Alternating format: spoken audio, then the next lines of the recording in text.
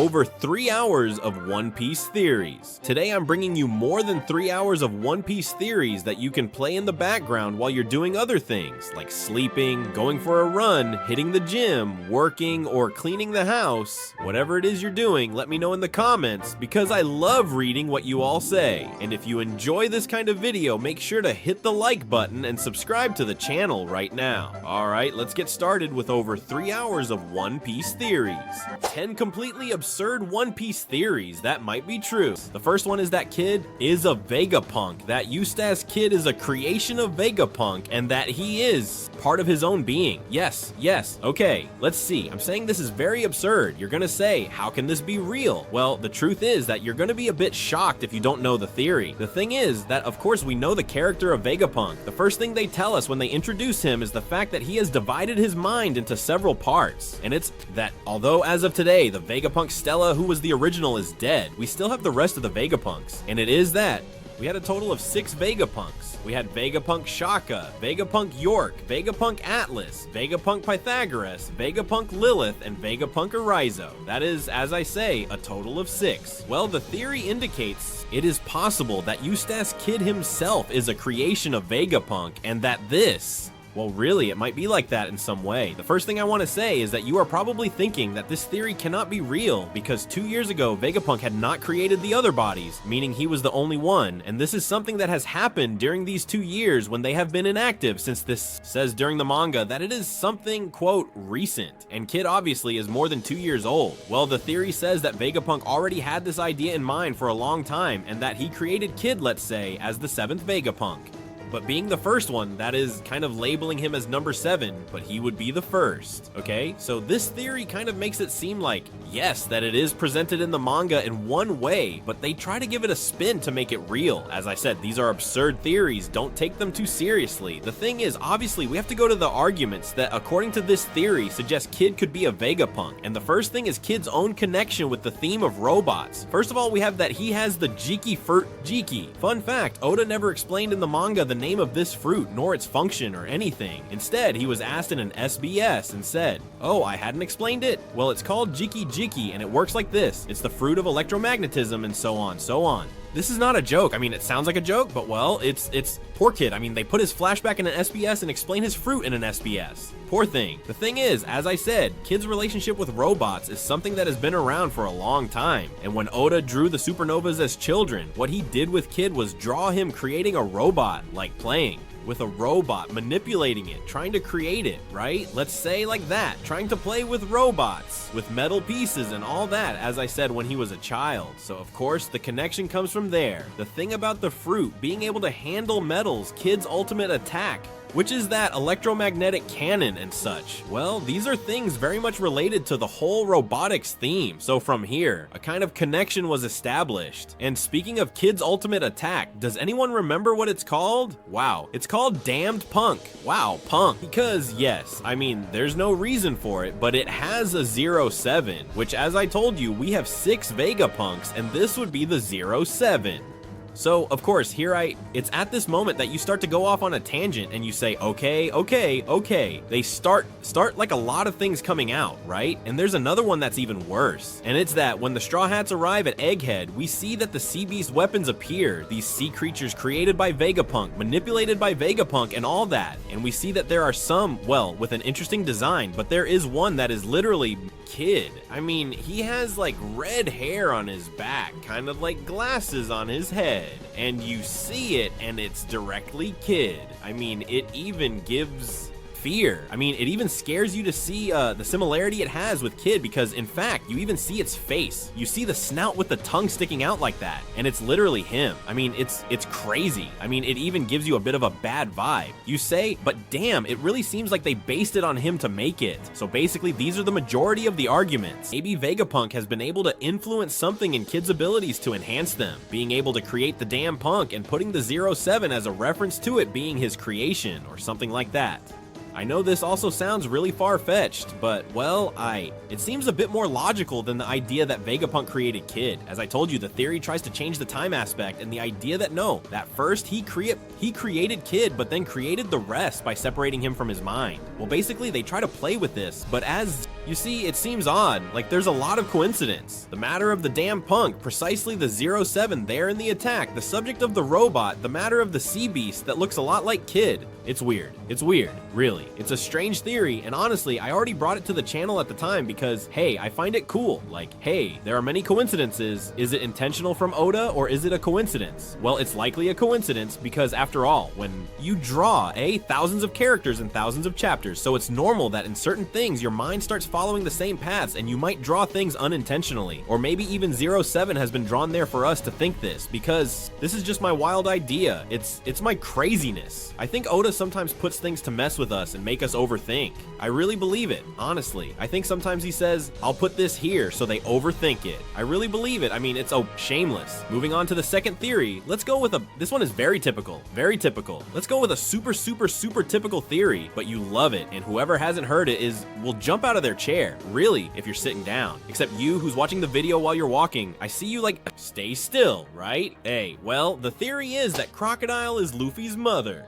How this theory sounds? Well, obviously, this is very meme. I mean, this theory is very meme. Haha, Crocodile is Luffy's mother. Haha, heh, alright. I know that this theory, as I say, sounds like a meme, sounds completely like a joke. Everyone like, we know it. Well, I'm gonna explain it to you because I assume that everyone knows it. There might be someone who doesn't know. The thing is that, well, Luffy, no, we don't know his mother, we don't know anything. And first of all, I know you're gonna tell me there will be some smart person in the comments. Zara, but Oda said in an SBS that Luffy's mother is not going to be important. I know Oda said that. Do you believe Oda? I don't trust him. I mean, I don't trust that. Oh, the mother of Luffy isn't going to be important. Don't you think that if Luffy's mother were going to be important, he would say exactly that? Or what do you expect him to say? No, Luffy's mother is going to be super important. Wait to see her in the work. Wow, you're going to be so eager.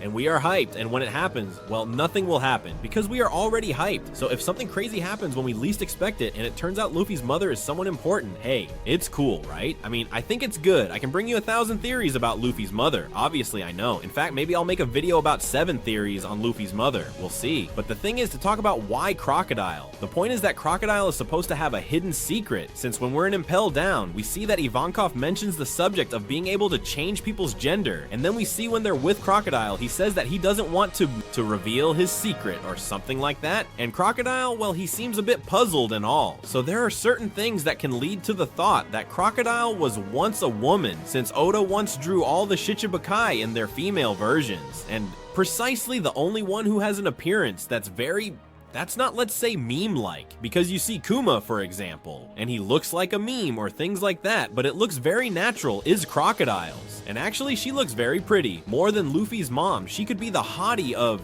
Luffy. No, really, you're gonna get me in trouble one of these days. The thing is, well, it's supposed that Crocodile was once a woman and was Luffy's mother. Why is this? Well, because we've seen that Crocodile has a mysterious past. We don't know exactly where they come from. We don't know their past and such. Maybe having a connection with Ivankov could mean a connection with Dragon, who is Luffy's father, due to the fact that Dragon and Ivankov are in the revolutionaries and all that. We don't know anything about Luffy's mother. It matches with Luffy's skin color and hair color too. I mean, these are things that, well, they could fit and stuff, but obviously it's very crazy. The thing is, this theory is supposed to stem from here. Now the question is, how likely is this theory? Well, in a canonical way, let's say, there's nothing stopping us from thinking that this could be the case. I mean, there is no reason to think that Crocodile can't be Luffy's mother. We haven't seen a flashback of Crocodile. We don't have exactly any of this. In fact, even when we have seen a drawing of him in his childhood, since I mentioned that he drew the Shichibukai in his childhood and everything, we saw how his gender is not very clear. I mean, it's not clear if he is a boy or a girl, since they tell you he is a girl and you believe it, and they tell you he is a boy and you also believe it. So, well, maybe he was born a girl and then later on wanted to become a boy. In fact, one of the arguments given for this is that,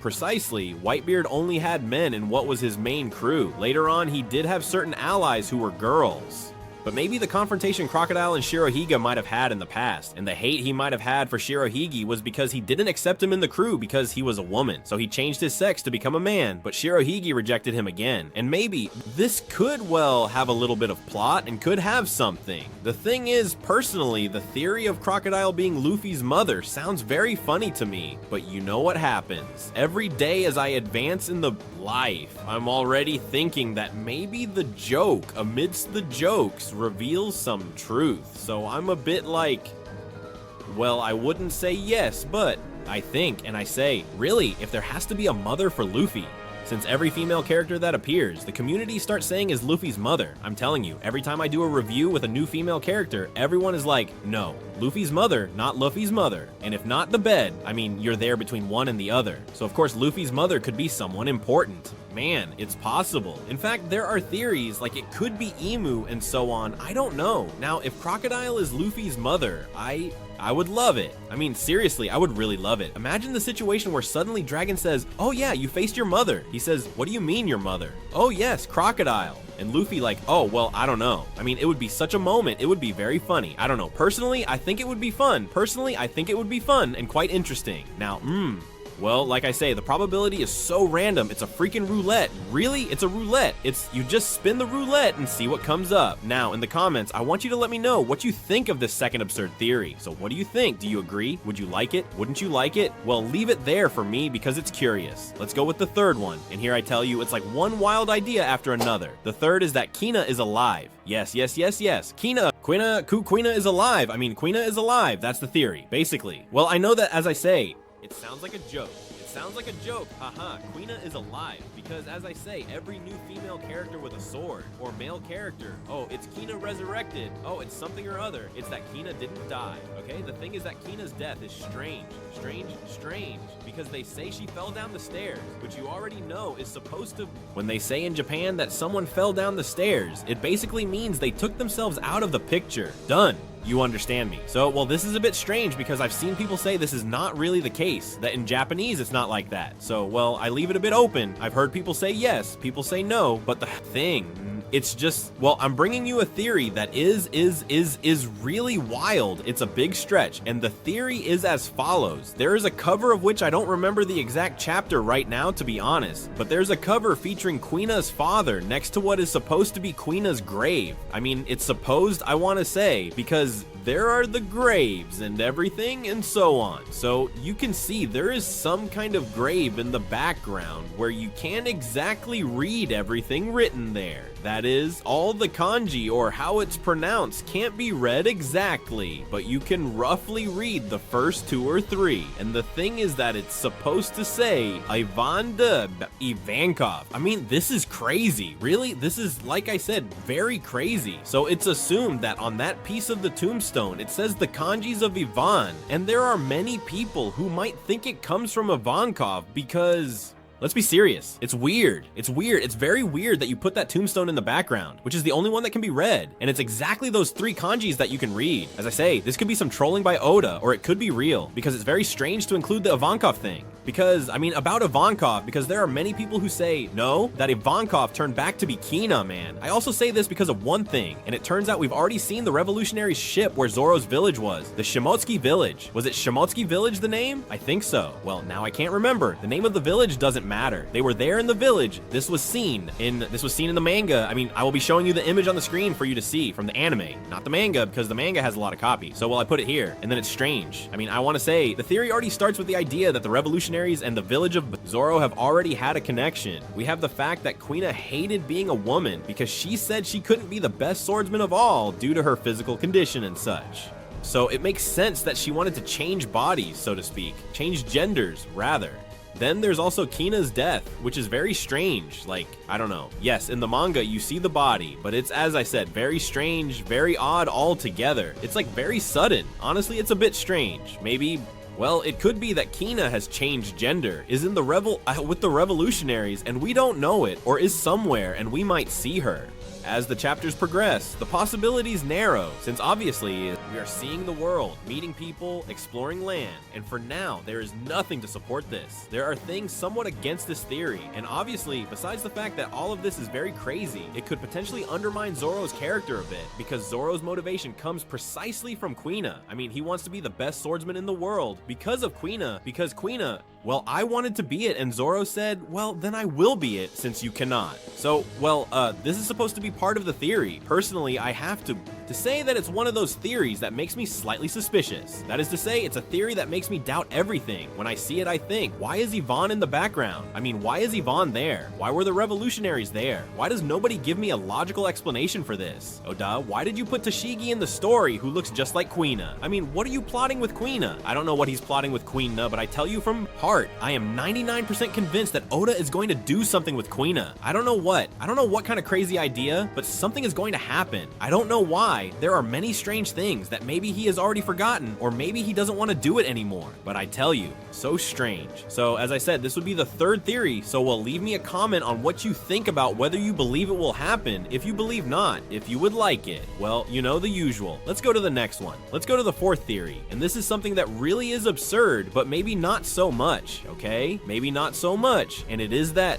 Oda is making the story, continuing it according to fan theories. This is something I have heard, especially a lot from One Piece haters, honestly, but it's something that made me think, and I said, hey, maybe he did something. And well, the theory basically says that Oda reached a point where he didn't really know which way to go. It's not possible to say exactly when. Perhaps these are situations, but he doesn't know which way to go, since they say that, well, he might have the entire ending planned out in his head and such. The whole final area might be planned, but perhaps getting from point A to point B, well, he hasn't completely figured it out, as he could go one way, he could go another. You kind of know what I mean, right? That things perhaps at the time of telling the story, well, it will not be done completely well, not knowing where to go and such. Maybe things he left in the work he himself has forgotten, or something like that. And the theory says that he sees fan theories, sees theories on Reddit, on YouTube, or wherever, and that he develops the story based on things he reads there. Maybe not 100%, but perhaps he incorporates ideas, in the sense that someone comes up with a really good theory with two things that Oda might have left at some point, and that perhaps that was simply by chance. But Oda picks up those things he has included and turns that theory into reality, and he can read things in very popular places that have very good ideas about the series and might develop them later on. And as an argument in favor of this, I have to say that Oda once mentioned, I don't know if it was in an SBS or in an interview, that he did watch a One Piece channel, and he said, I watch a One Piece channel, but it's such a small channel that if I told you, you probably wouldn't believe me, or something like that, implying it was a very small channel. Obviously, he was referring to mine. Zerda, but you have more than 100,000 subscribers now, but at the time I didn't. Obviously, he's referring to mine. You already know, and here we get 95% of the theories right, except for the Tiger Man, obviously, and for now, about the moon. The thing is that, as I say, the theory sounds absurd, but it's not dismissible, since I, for example, if I were Oda, might rescue ideas. I mean, Oda will have very good ideas in his head, but that all the people in the world, everyone talking about One Piece, no one has a better idea than Oda in certain aspects or at certain times is completely impossible. Since, for example, imagine that upon leaving Wano, he was planning to go I don't know where, saw the idea of going toward Egghead and said, hey, I was thinking of introducing Vegapunk later on. I'll dedicate an island to him, so something like that. That's what I mean. I mean, for him to see ideas or ways to develop it or something like that and continue the story with it. I don't think it's to a great extent. I don't think Oda develops the whole story based on things he sees on the internet by any means, but I think perhaps he might have taken some inspiration at certain moments. Honestly, I personally believe that yes, and I think it's something nice, and I think it's good, because I think even the fans of One Piece, sometimes we can say things very, although 90% might be crap, really. So, well, let me know in the comments what you think of this theory. If you are kind of thinking that Oda might include things in the work that he sees, or maybe not. Let's go with the next one. Let's go with the fifth theory. And it's true, we don't stop, we don't stop. Crazy, crazy, crazy, crazy. The theory is that Buggy is the son of Rock's D. Zabek, and I'm sharing this theory with you because I believe it. I believe it, I believe in this theory, I believe it. I'll even give you a very good argument. The thing is, well, as for Buggy's father, no idea for now. At one point, there was a lot of theorizing that, well, that Rox was the father of Shanks and all that. It seems that no, it seems it's going to be Figureland from Garling. It makes 90% sense. I mean, supposedly Shanks is from the Figureland family. This one too. Well, it's obvious. Although until they tell me directly in the manga, I don't trust it. The thing is, Buggy, we also need to know where he comes from. So he comes from God Valley. Alright, okay, alright. But who is the father? I mean, it could perfectly be another of the Holy Knights. And if he is the son of Rocks, so what? I mean, for me, it would make a lot of enough. It's good, right? It makes a lot of sense, really. I'm serious. I mean, let's see. I look at Buggy and I say, a great pirate with presence, with quality, with style, who is going to be the king of pirate? No. I mean, I know it sounds like a joke. No, I'm serious. I mean, let's see. Buggy is a character who was an apprentice of Roger. That is no coincidence. I mean, Roger wouldn't take just anyone as an apprentice. He probably took him because if he thought Rocks was a great pirate, or was a great pirate, it made sense to enlist his son. So here I'm gonna tell you something. Let's see. The theory, as I said, there are several ideas. I'm gonna tell you a bit about what I think, really. I think that maybe Rocks was not that strong. Perhaps Rocks was not so powerful and was just a very lucky person. I'll give you an example. People like Hadrudin think that Usopp is super powerful and that he is God Usopp and so on. And Usopp is, well, Usopp. And there are people in the world of One Piece who think that Buggy is a super powerful emperor with a mastermind, and it's Buggy. I mean, do you know what I mean? The name of Buggy, look at the impact it has had on the world. That he's not an emperor such, I don't know. It's Buggy. I mean, it's Buggy. As we know, everything works out well for him. So imagine if the same happened to Rocks, since, well, we know that Rocks' crew banded together. Well, let's say to get treasures and so on and whatnot. It could be that everyone there feared their captain greatly and had great respect for him in the sense that maybe he was very lucky. Maybe he was very lucky and was a person, well, like Buggy, right? So this is the theory I go with because it seems interesting to me.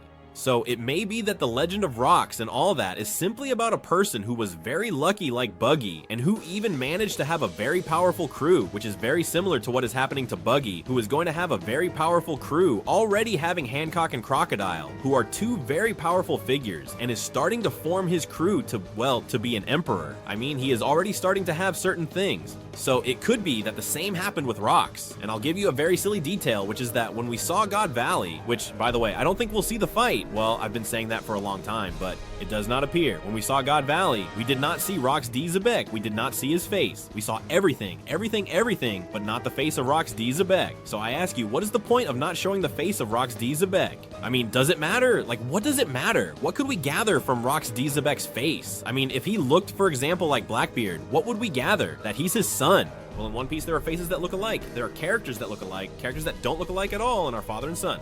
Well, Dragon and Luffy. If I show you Dragon and Luffy, you wouldn't say they are father and son, honestly. I mean, you know what I mean. So why would you hide Rocks' face? Could it be because there's something a bit different, perhaps? Maybe there's something that might lead you to think he resembles a character. Wow.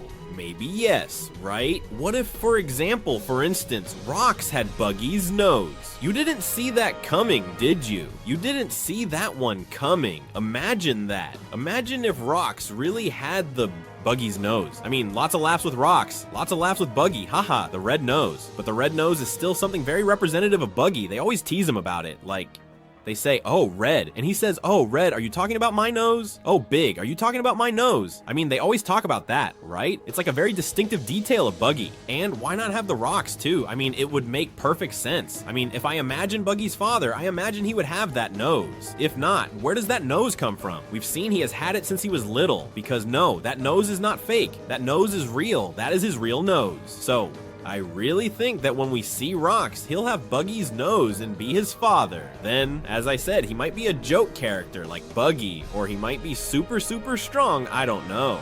I think the idea of him being very Buggy would be funny. Really, it would be very funny, but I think he's gonna have Buggy's nose, and that's why Oda doesn't show us his face. I mean, I know this sounds very absurd because you're gonna tell me, well, I don't know what, I don't know how many. Well, I truly believe it makes sense to be true. I really believe it. I truly think it makes sense to be true. So, I know many people will agree, but I also know that many people will strongly disagree with this and think I'm crazy. Probably rightfully so. So, well, leave me a comment about what you think of this. If you think Rocks could be Buggy's father, and if not, well, Rocks, what does the story have to do with, okay, what relationship is it going to have? Is it going to be related to Blackbeard as his father?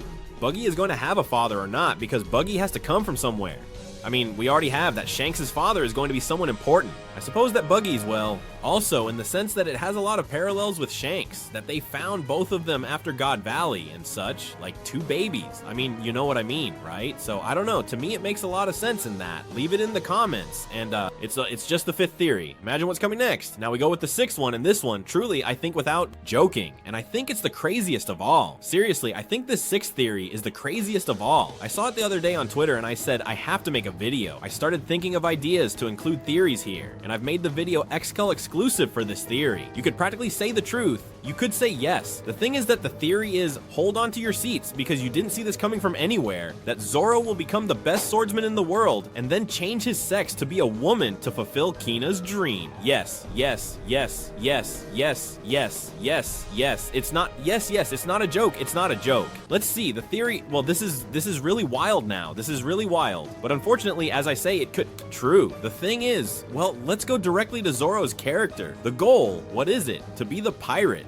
No, not the pirate. The most powerful swordsman in the world. The pirate, well, he will also be the strongest pirate swordsman in the world. The thing is, well, Zoro wants to be the most powerful swordsman in the world. We get that far. Why does he want to be that? Also to fulfill Kuina's dream and so on, and this and that. I mean, it's his motivation and everything. And then the theory, it sounds like a joke. The theory says that, of course, since Kuina couldn't be because she was a woman, so Zoro, once he becomes the strongest swordsman in the world, will say, now I will become a woman and thus be the strongest woman in the world.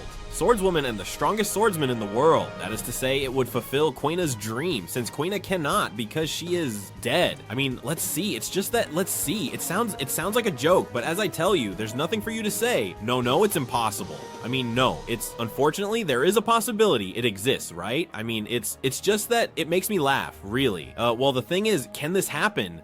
No, it's just that, let's see. Could it happen? It could happen. What does it mean? Well, for me, aside from that, I think it would be a super random thing in the work, but super random. I want to understand the point of being the strongest female swordswoman. I want to understand it, and I buy it. I mean, I buy that point, and I think it would be good that in the end, if there is a woman who is the most powerful, I mean, I can accept that.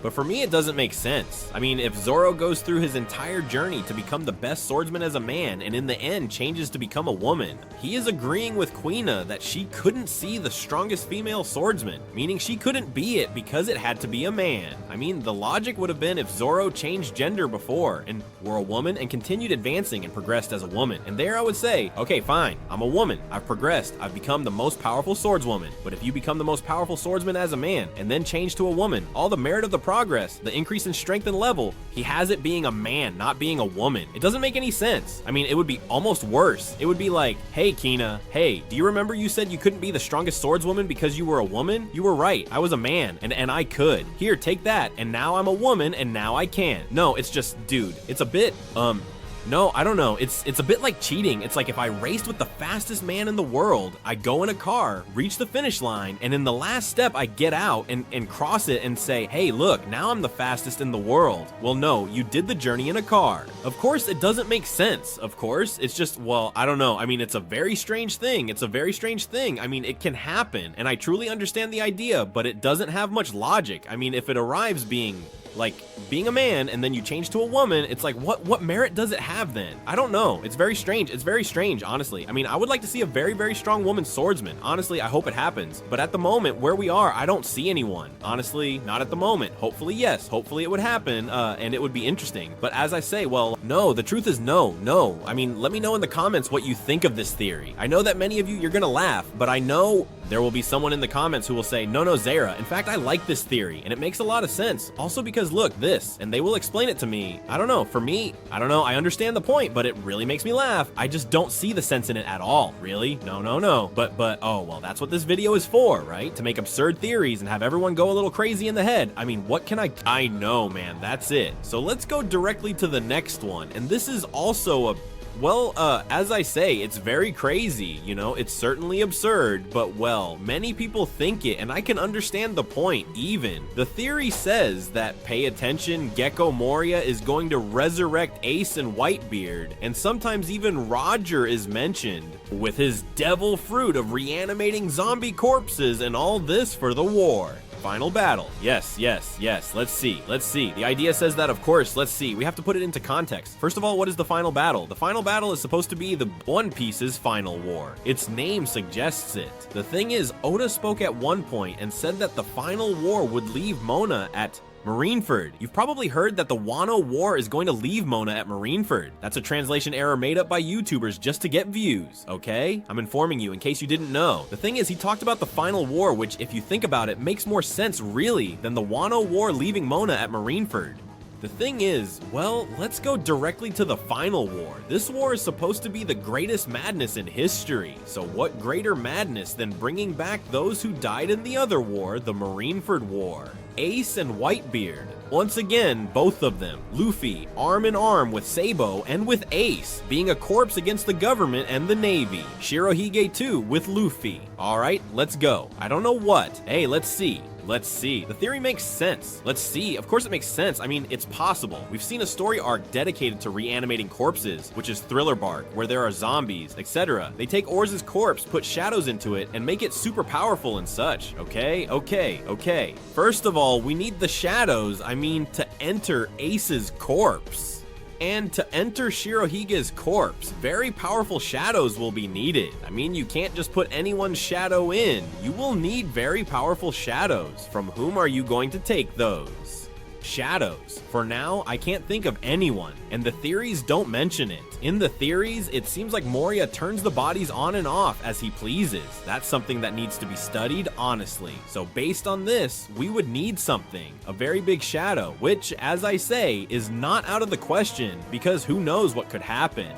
For saying crazy things, Blackbeard could die, take his soul and put it in Whitebeard's. Just saying wild ideas, okay? Just saying wild ideas. It's not gonna happen, hopefully, but well, based on the fact that it's possible, it seems like a really wild idea to me. The fact that corpses can be reanimated and that we see Shirohige and Ace, I could buy it, you know? I could buy it at some point to destabilize Luffy. Imagine an Ace fighting on Kurohige's side to destabilize Luffy. I can buy it. Really, I could buy it. And it could even be interesting. If the moment is to destabilize Luffy, well, then I buy it. But for the final war to be also Disney, where suddenly Shirohige, Ace, and everyone appear, I don't know, even Roger, as I said, they say, no, it's about picking up Roger's corpse and such. I don't know, it's very Disney, really. It's very crazy. It's about bringing back characters that have already been removed from the work, with a purpose, which is to show Kurohige's power, have the Yonko thing, capture Ace, for him to die so Luffy trains and bring them back for the final war, like unnecessarily. I think the new generation, I think that the characters that are alive are the ones that have to handle that final war, because it's also a way to avenge Shirohige and avenge Ace, who died in that war. That war in the end, in some way, those who suffered the most were the pirates, because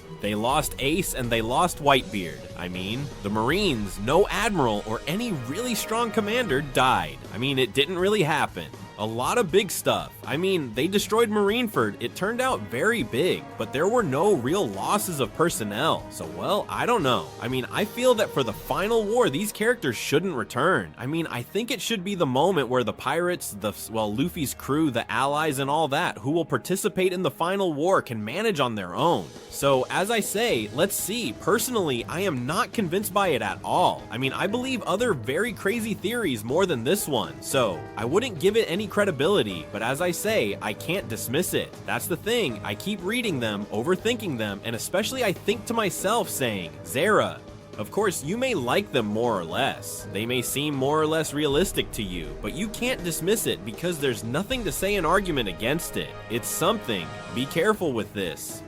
So leave me a comment below with what you think about this theory, especially the idea of how far it could go concerning resurrecting them for the final war. If you imagine them resurrected on another ship against Kurohige or something like that, leave your thoughts on the topic. I'm telling you, it doesn't convince me, but well, I like reading comments and hearing a bit from you, well, all those things. Let's go with the 8th theory, which is really, no, it's just that each one is almost worse than the previous, like saying, come on, let's all smoke. The thing is, let's get straight to the theory. The theory is that Rox is an impel down. Yes, I mean, Rox D. Zebek is an impel down. Let's see, someone might say, well, Zoro, why? How is he an impel down? Just like that? I mean, Luffy is an impel down? Hasn't he seen him? Let's see.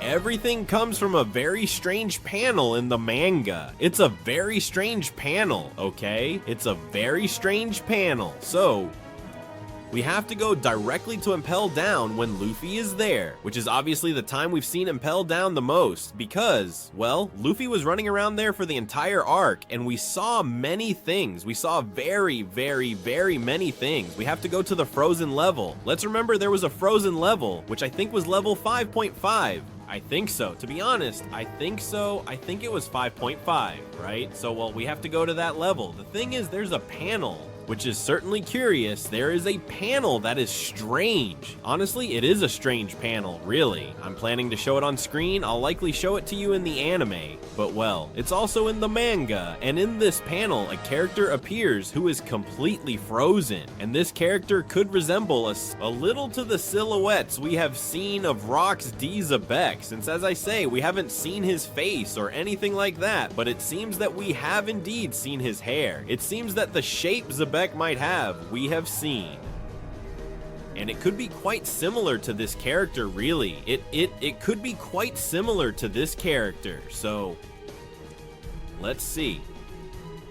The idea, as I said, is that this character is Rox D. Zebek and that he is frozen. It all comes from a dialogue where they see this character and say, is he dead or is he conserved or preserved? Depends, however you want to say it. So, the dialogue is a bit like this, and of course they say something like, how strange is this character, this being, this person dead or sort of frozen?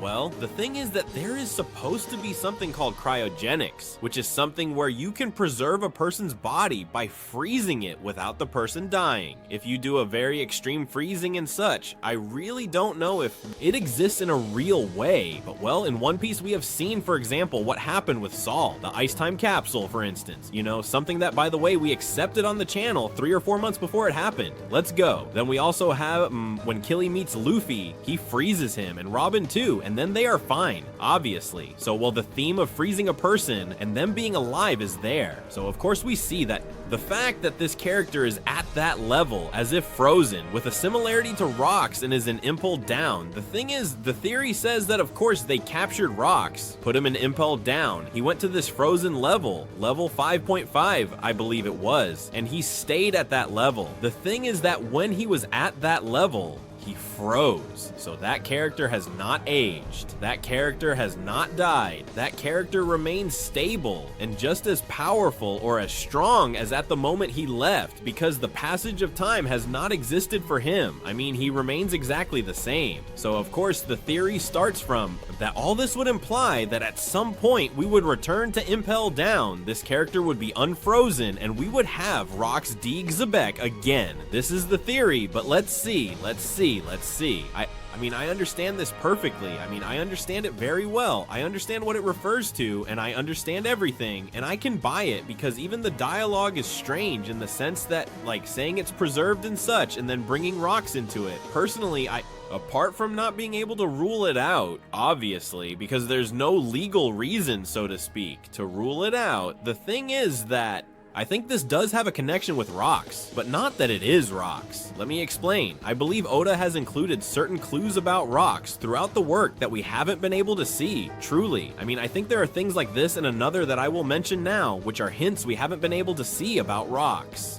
Well, this character could have some relation to Rox in the sense that they might resemble something we will see in the situation with Rox later. Yes, I really believe so. Why? Because there is a character in Shanks's crew called Rockstar, and that character also coincidentally have hair similar to what Rox would have. And in fact, in the first introduction of this character, who is going to deliver a message to Shirohige, some might remember, he delivers Shanks' message to Shirohige and says, "My name is Rockstar. Does it ring a bell to anyone? My name was very well known some time ago." So it implies that phrase about Rockstar being known as the character Rockstar. People say no, that it doesn't ring a bell, but sure, it could be making a reference that the name was his. Like, I mean, his name was known as Rocks, not Rockstar. I mean, not that this character is Rocks, but that Oda is giving us a hint. This name was indeed known some time ago, but not Rockstar. Rocks. And it wasn't you, it was someone else. You know what I mean, right? It's a bit strange. It's a very, very weird thing. So,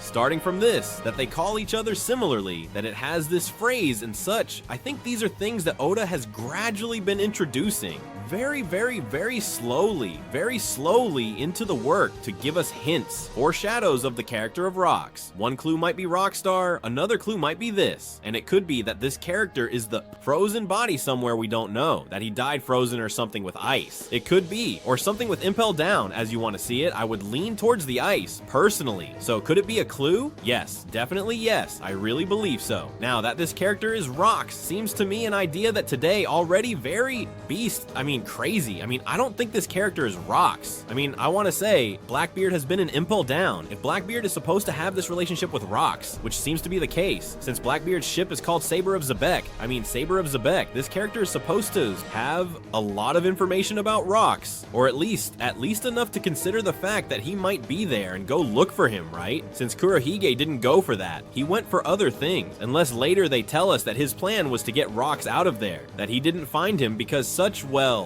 it can happen, okay? It can happen, but as I say, it's not dismissible. So of course the thing is, Luffy was also around there. Nothing happened with this character, more established, and it would seem strange to me.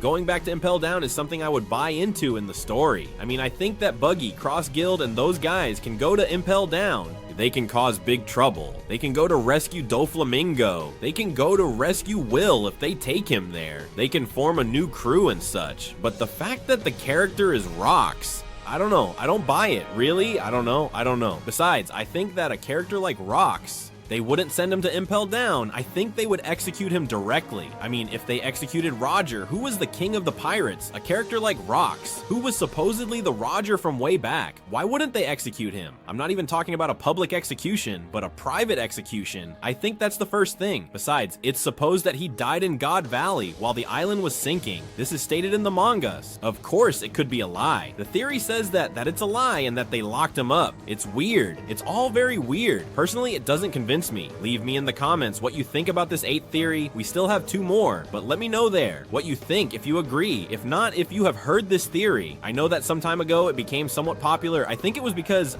TikTok, but well, I don't know. It doesn't quite convince me, although, well, I've seen wilder things, to be honest. And for example, one that I've seen that might be wilder is the 9th theory, and it's really a horrible theory. It makes me funny. I find it very funny. I find these theories very funny, and it's that Roger's egg is a faucet, but not the egg of Roger from the egg, the left egg and the right egg. No, the egg from the ship. It's supposed that the egg that was on Roger's ship, the egg, this, I will be showing it on screen. Surely, it's a griffin, but not a water faucet griffin. A griffin with wings and an eagle's beak, I think it was. Or head. No, a griffin, I don't remember exactly what a griffin was. It was an amalgam of animals. Well, a griffin, you have it there on screen. A griffin. This is really crazy. I'll explain. The thing is, of course, this egg, if it is an egg, I think it's a stone. I think it's a rock. Well, rock will be roca. I think it's stone. Stone is piedra, right? If I'm not mistaken. I think. Well, the thing is, whatever. Supposedly, this animal was a griffin.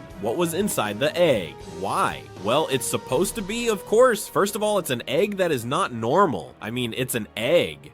Which is not normal. You see that egg and you say, well, this one here, I don't know what animal is gonna come out, but it's not gonna be a parakeet. A canary won't come out of there. It's going to be something very strange. So, of course, this theory of the griffin has come up because, of course, firstly, it's a mythological animal. It's an animal that, well, you could fit into something like this. Secondly, it has wings, so, well, it could fall under the bird category.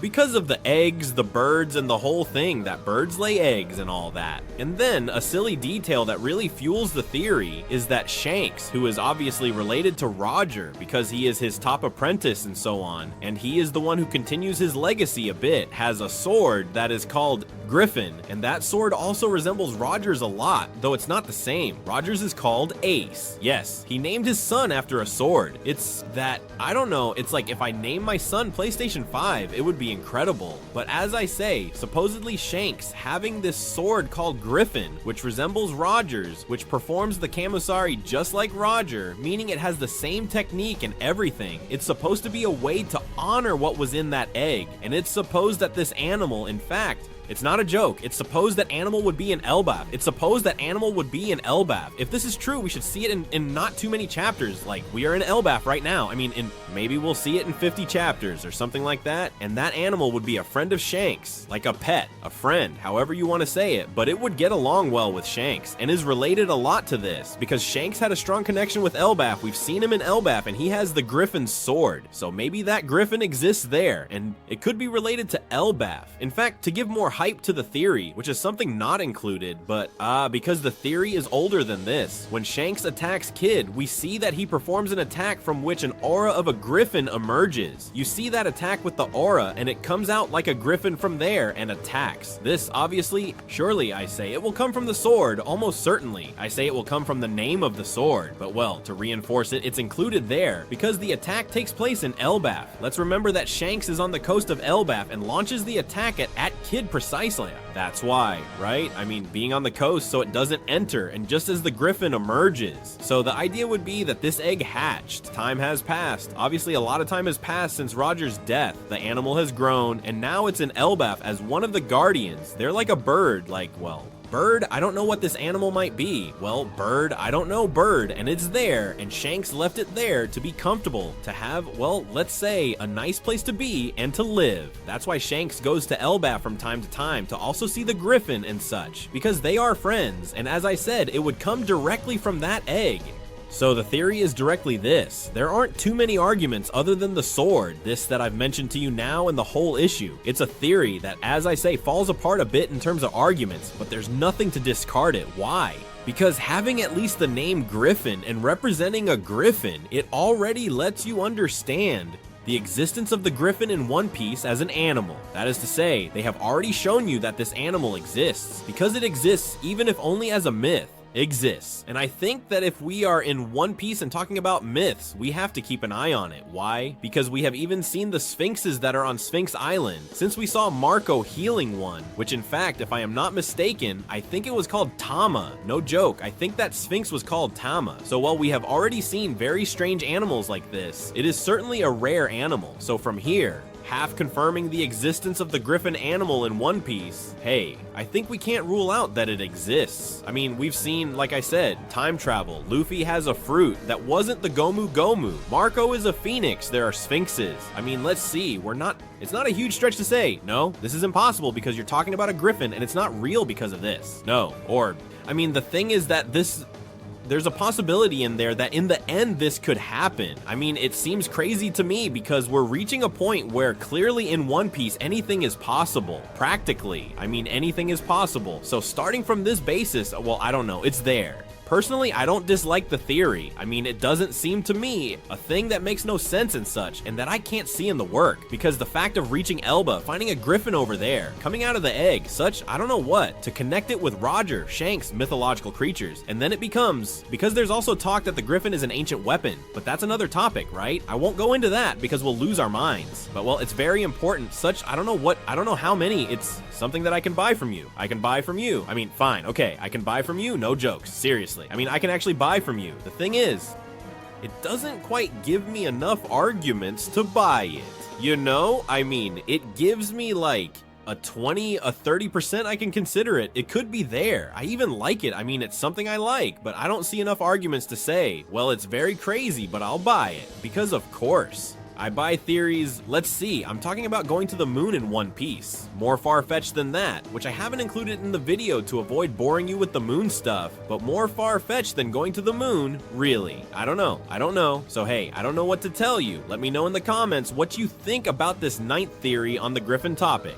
And well, let's go straight to the 10th and last one. And it's the last one, which is something we won't know until many chapters later, in principle. And it's something that should happen practically at the end of the work. And it's something I must say that no matter how crazy the theory sounds and how many of you think no, I know there will be a large percentage of people who will say, I know not, but hopefully yes. I hope so. The theory says that Buggy will be the first to reach Laugh Tale. This theory, as crazy as it sounds, is quite popular and widely discussed in the community. There are a lot of people who, as I said, say it jokingly. Many people say, no, Buggy will get there first, haha. Well, I don't treat it as a haha theory. I mean, I treat it as a craziness, but the possibility is there. I mean, the theory suggests that, of course, Luffy is supposed to find the One Piece first and all that, but, of course, Buggy is also after the One Piece. In fact, the last few times we've seen him, he's given speeches saying, I want the One Piece, I want the treasure, I want to be the king of the pirates. Even when Crocodile and Machok told him not to do it, he ignored them and said, I know you're going to crush me, but I don't care. It's my dream. I have to say it. And he said it. So, seeing him face that, seeing the guts he had and all, which by the way, I really respect that Buggy did that. I mean, I think it's something that surprises me and I like it, seeing Buggy seriously talking about his dream and that he wants the One Piece. Honestly, I like it. So of course, this fact combined with Buggy's tremendous luck,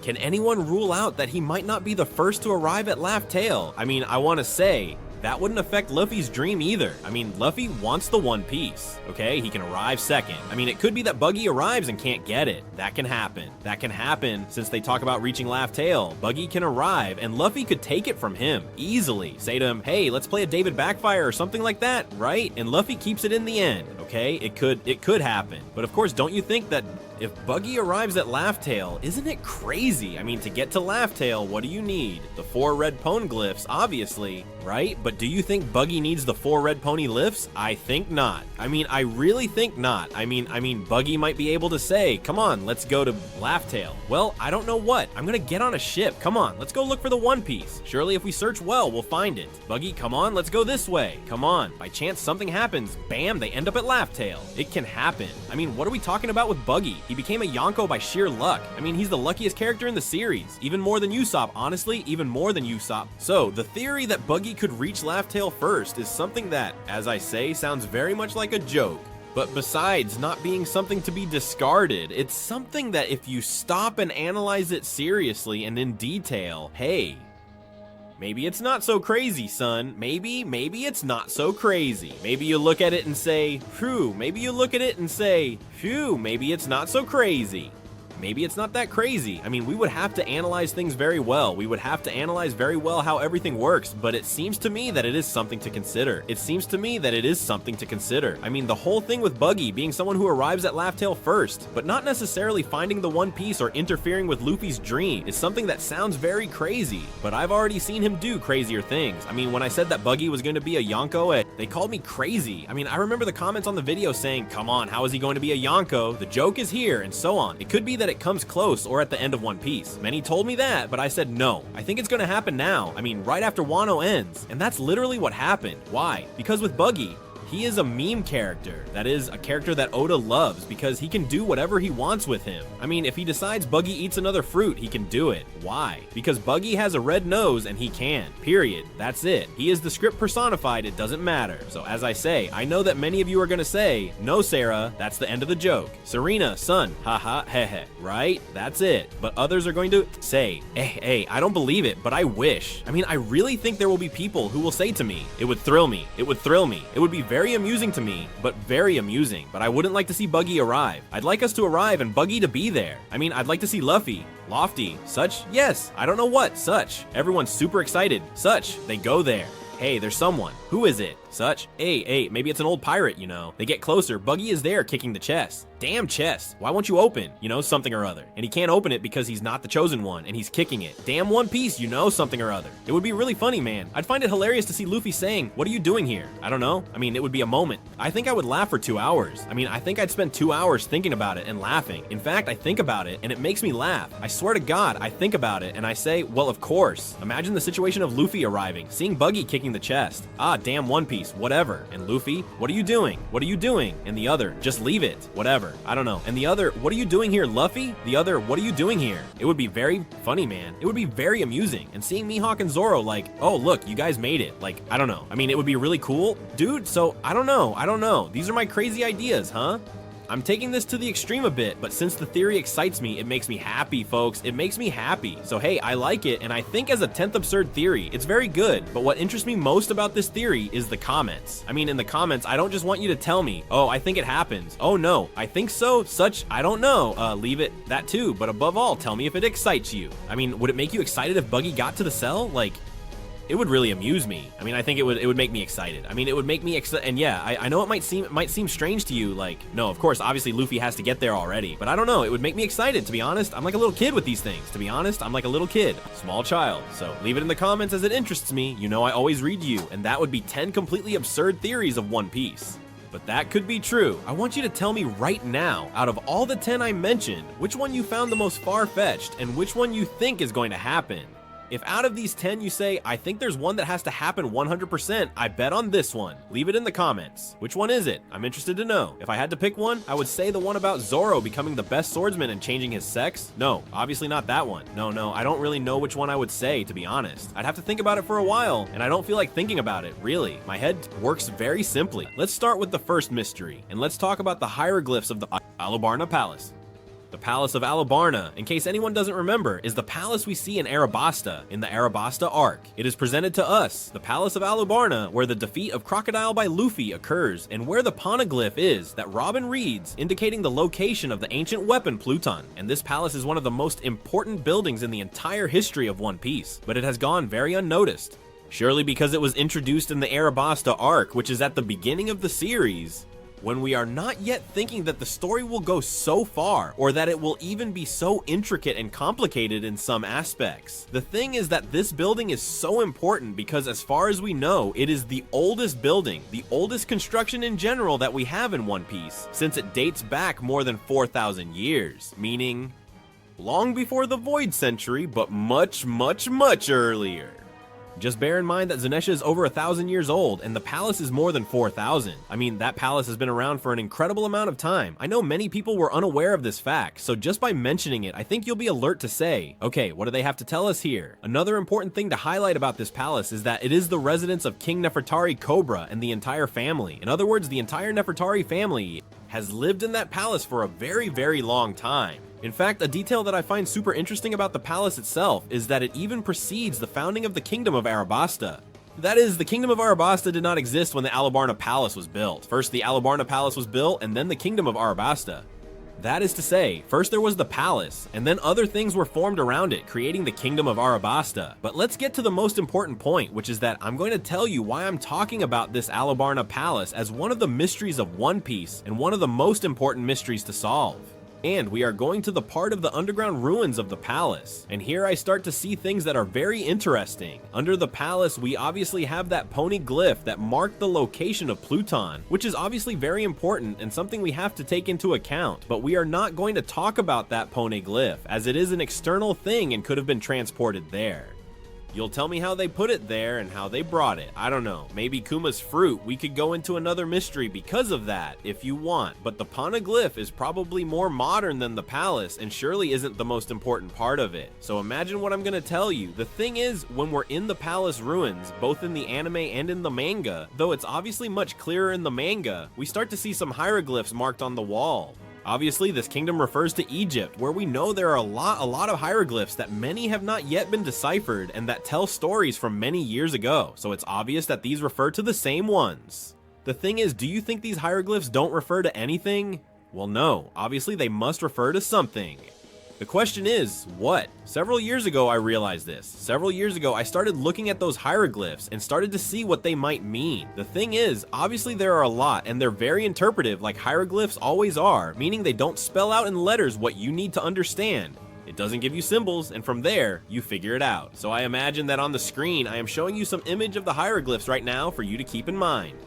And that you can even decipher something in the comments if you say this might mean this or something else might mean that. In fact, something curious is that you can see several boats and people seemingly fleeing in canoes or boats and such, and this perhaps could be related to the flood. I mean the flooding of the world. We already know that the world has been flooding over time and such, and we don't know how long ago this started. So hey, perhaps it would be interesting if that were also carved there, narrating the flood a little. The truth is, it would be amazing, but of course we're at a point where we don't know what everything means, and obviously, although the video is about solving mysteries, I'm not going to try to solve what each of the hieroglyphs' hair means, because there are a ton, and as I said, they are very interpretative, so it would literally be a waste of time. But we can get interesting things from this, and we have to find out why the palace is over 4,000 years old. What is it doing there? What is in those hieroglyphs on the wall? Why? What are they placed there for? How long have they been there? Were they made with the palace before or after? What implication will this have in One Piece? And it seems to me that something absolutely key comes into play here that we've seen in the Elbaf arc, and that is that in the Elbaf arc, we've been shown 3 worlds. We have been shown the world that we are going to see now at the end of One Piece as that supposed final war that we are supposed to witness. We have been shown the second world, which is probably something like 800 years ago, the Void Century. And we have also been told about something that is the first world, which is something like the foundation that then, well, led to the Void Century and such. But it is the origin of everything, and I think the key is here. I believe that first world is probably something very close to those 4,000 or 5,000 years ago. I know at first you might think that those dates are quite distant. From here 800 years ago, and from 800 years to 4,000 or 5,000, there is a very large difference. Maybe it's not exactly like that, but I think it's pretty close. I think it's the closest option we have regarding this. So, I think that from this first world, we can already start to see that there were many more things than we can imagine. Many more things before those 800 years. Perhaps, and surely much more technology. Perhaps what Oda included from 4,000 or 5,000 years ago was not random, and he already included it thinking about that famous ending of One Piece that he has planned from the very beginning, and this would be one of the great proofs. I think it makes perfect sense. But of course, from this first world, initially, we are not told about Alabasta. We are not told about the palace, and I don't know if we can get anything more. What seems completely clear to me is that if we have already seen this first world, and we have seen this from 4,000 or 5,000 years ago, we now have 2 pieces in this giant puzzle that already tell us there is history back there. That is, there is history, there are things to tell, and there are things that are depicted within the manga to reveal things from even, as I say, 4,000 or 5,000 years ago. I think one thing that is quite evident that will happen, or has already happened and will be revealed to us later, is that there will be more elements from 4,000 or 5,000 years ago. And it's true that we don't have many arcs left for the future, but it is certain that the arcs we have left seem interesting. We have more things from Elbaf, which we'll see if they tell us something. Maybe Mary Joy's, you know, that I think we could go to the moon or return to the Sky Islands at some point where they can indeed tell us things from a long time ago, and I think it would be a good point to start connecting dots from 4,000 or 5,000 years ago. It could even be that these dates also belong to certain things we have already seen in the work, but we have no idea because they haven't been told to us. And there are several elements throughout the plot that we do not know exactly where they come from, how old they are, nor have they been mentioned. It's not that they seem very important, but we know perfectly well how One Piece, a random house could appear somewhere. We don't pay attention, and they tell us that this house has been there for 5,000 years, and that the current city was built around it, and that would already make it important. So do you understand what I mean? But beyond this, I think we can draw something quite clear, even referencing the hieroglyphs. And with that mural from Elbaf, which already tells us things from a long time ago, from 800 years ago, and even further back, that palace in Alabasta probably tells us about events that happened shortly after or shortly before its construction, meaning in a pretty close period. So yes, we can conclude that this first world, second world, and third world have many similarities and that it seems like some kind of cycle. We can probably, by relating this cycle with the hieroglyphs and something that will be told to us later, uncover part of the story that Oda wants to tell us. In a subtle way, obviously, but I think several symbols that appear there can be interpretive, and we already know a bit where to direct them. We're not so lost. We're not thinking it could be option A, option B, option D, option E, or whatever. No, here we can understand that if everything is in a kind of cycle, we can figure out where things are headed, whether they go to the left, to the right, and roughly orient ourselves. So is this Alabasta Palace very important? Obviously yes. Are these hieroglyphics important as well? Well, 99% yes. I don't think Oda painted each one of those just because. And the key question of this mystery is it there just for the sake of it, or are we going to see more things? Well, I think the Elbaf arc has already given us the answer, and I believe it's going to go much further. So this palace is put here as proof of, hey, I've had this planned from the beginning. This land, this country, Alabasta, and Alubarna are going to be very important. Don't forget about it. I give you a hint. I throw 20 arcs ahead, and when you think I'm not going to touch that topic, suddenly I do it in a way that blows your mind. So if you're watching this, well, you won't be as surprised. I just ruined the ending of One Piece for you probably. But anyway, you already know that this palace is important and that there are many things to tell from 4,000 years ago. As I say, if anyone has something about the hieroglyphs they want to leave in the comments, leave them for me as I move on to the next mystery. We move on to the second mystery, and we're going with something that has been revealed to us recently, and it is a new race, and it has been revealed to us, the race of the Buccaneers. And this race, we know from what has been said in the manga, from what certain characters in the manga have said, that it is a special race, that it has something different, that it has something that is different from the others. So, the question is, what makes them special? Here, from this point, we have to gather all the relevant information we have about the Buccaneer. And the first thing is, we know Kuma, who is a Buccaneer, and we know almost 90% of his story. Then from here, we can gather all the information about Kuma to try to find any trait of Kuma that seems a bit strange or doesn't belong, let's say, to reality. The first thing we know is that obviously they are very strong and all that stuff, okay? We have that clear, but I don't think the specialty or what makes this race different is that they are stronger. Honestly, it just doesn't quite fit for me. Despite the fact that yes, obviously strength is something important, but to call it a special race and not say it's stronger, it seems to me it has to be something a bit more complicated. We also have to consider that the world government seemingly hates or despises them or keeps them as slaves because they wanted to kill them or something like that. I mean, they were treated differently just because they were from that race, as if it were something a bit more complicated. I mean, if they were strong, okay, but it seems like they have some extra ability, so what can we take from this? And after thinking about it a lot, I believe the only thing we've seen different in Kuma, besides being a man as big as a bell of goodness, is that he was able to resist the lobotomization of robotization that Vegapunk did to him. And we know that Kuma gave his whole being 100% to protect Bonnie and became a pacifist, a soulless robot, and so on and so forth. But later we saw that this Kuma was able to have enough will to go to where Bonnie was, hit Saturn, and do what he had to do. So from here we can derive something important, and it is that in this strike against Saturn, we see that he has Haki, and Haki is nothing more than the representation of the user's own will. So this is something that shouldn't be. Let me explain. If Vegapunk left no remnant of Kuma's will in that being, and now Kuma is capable of emerging, and especially has the will with Haki, and they are trying to tell us that Kuma somehow is still alive in that. So why has he been able to resist that robotization that he has never been able to resist before?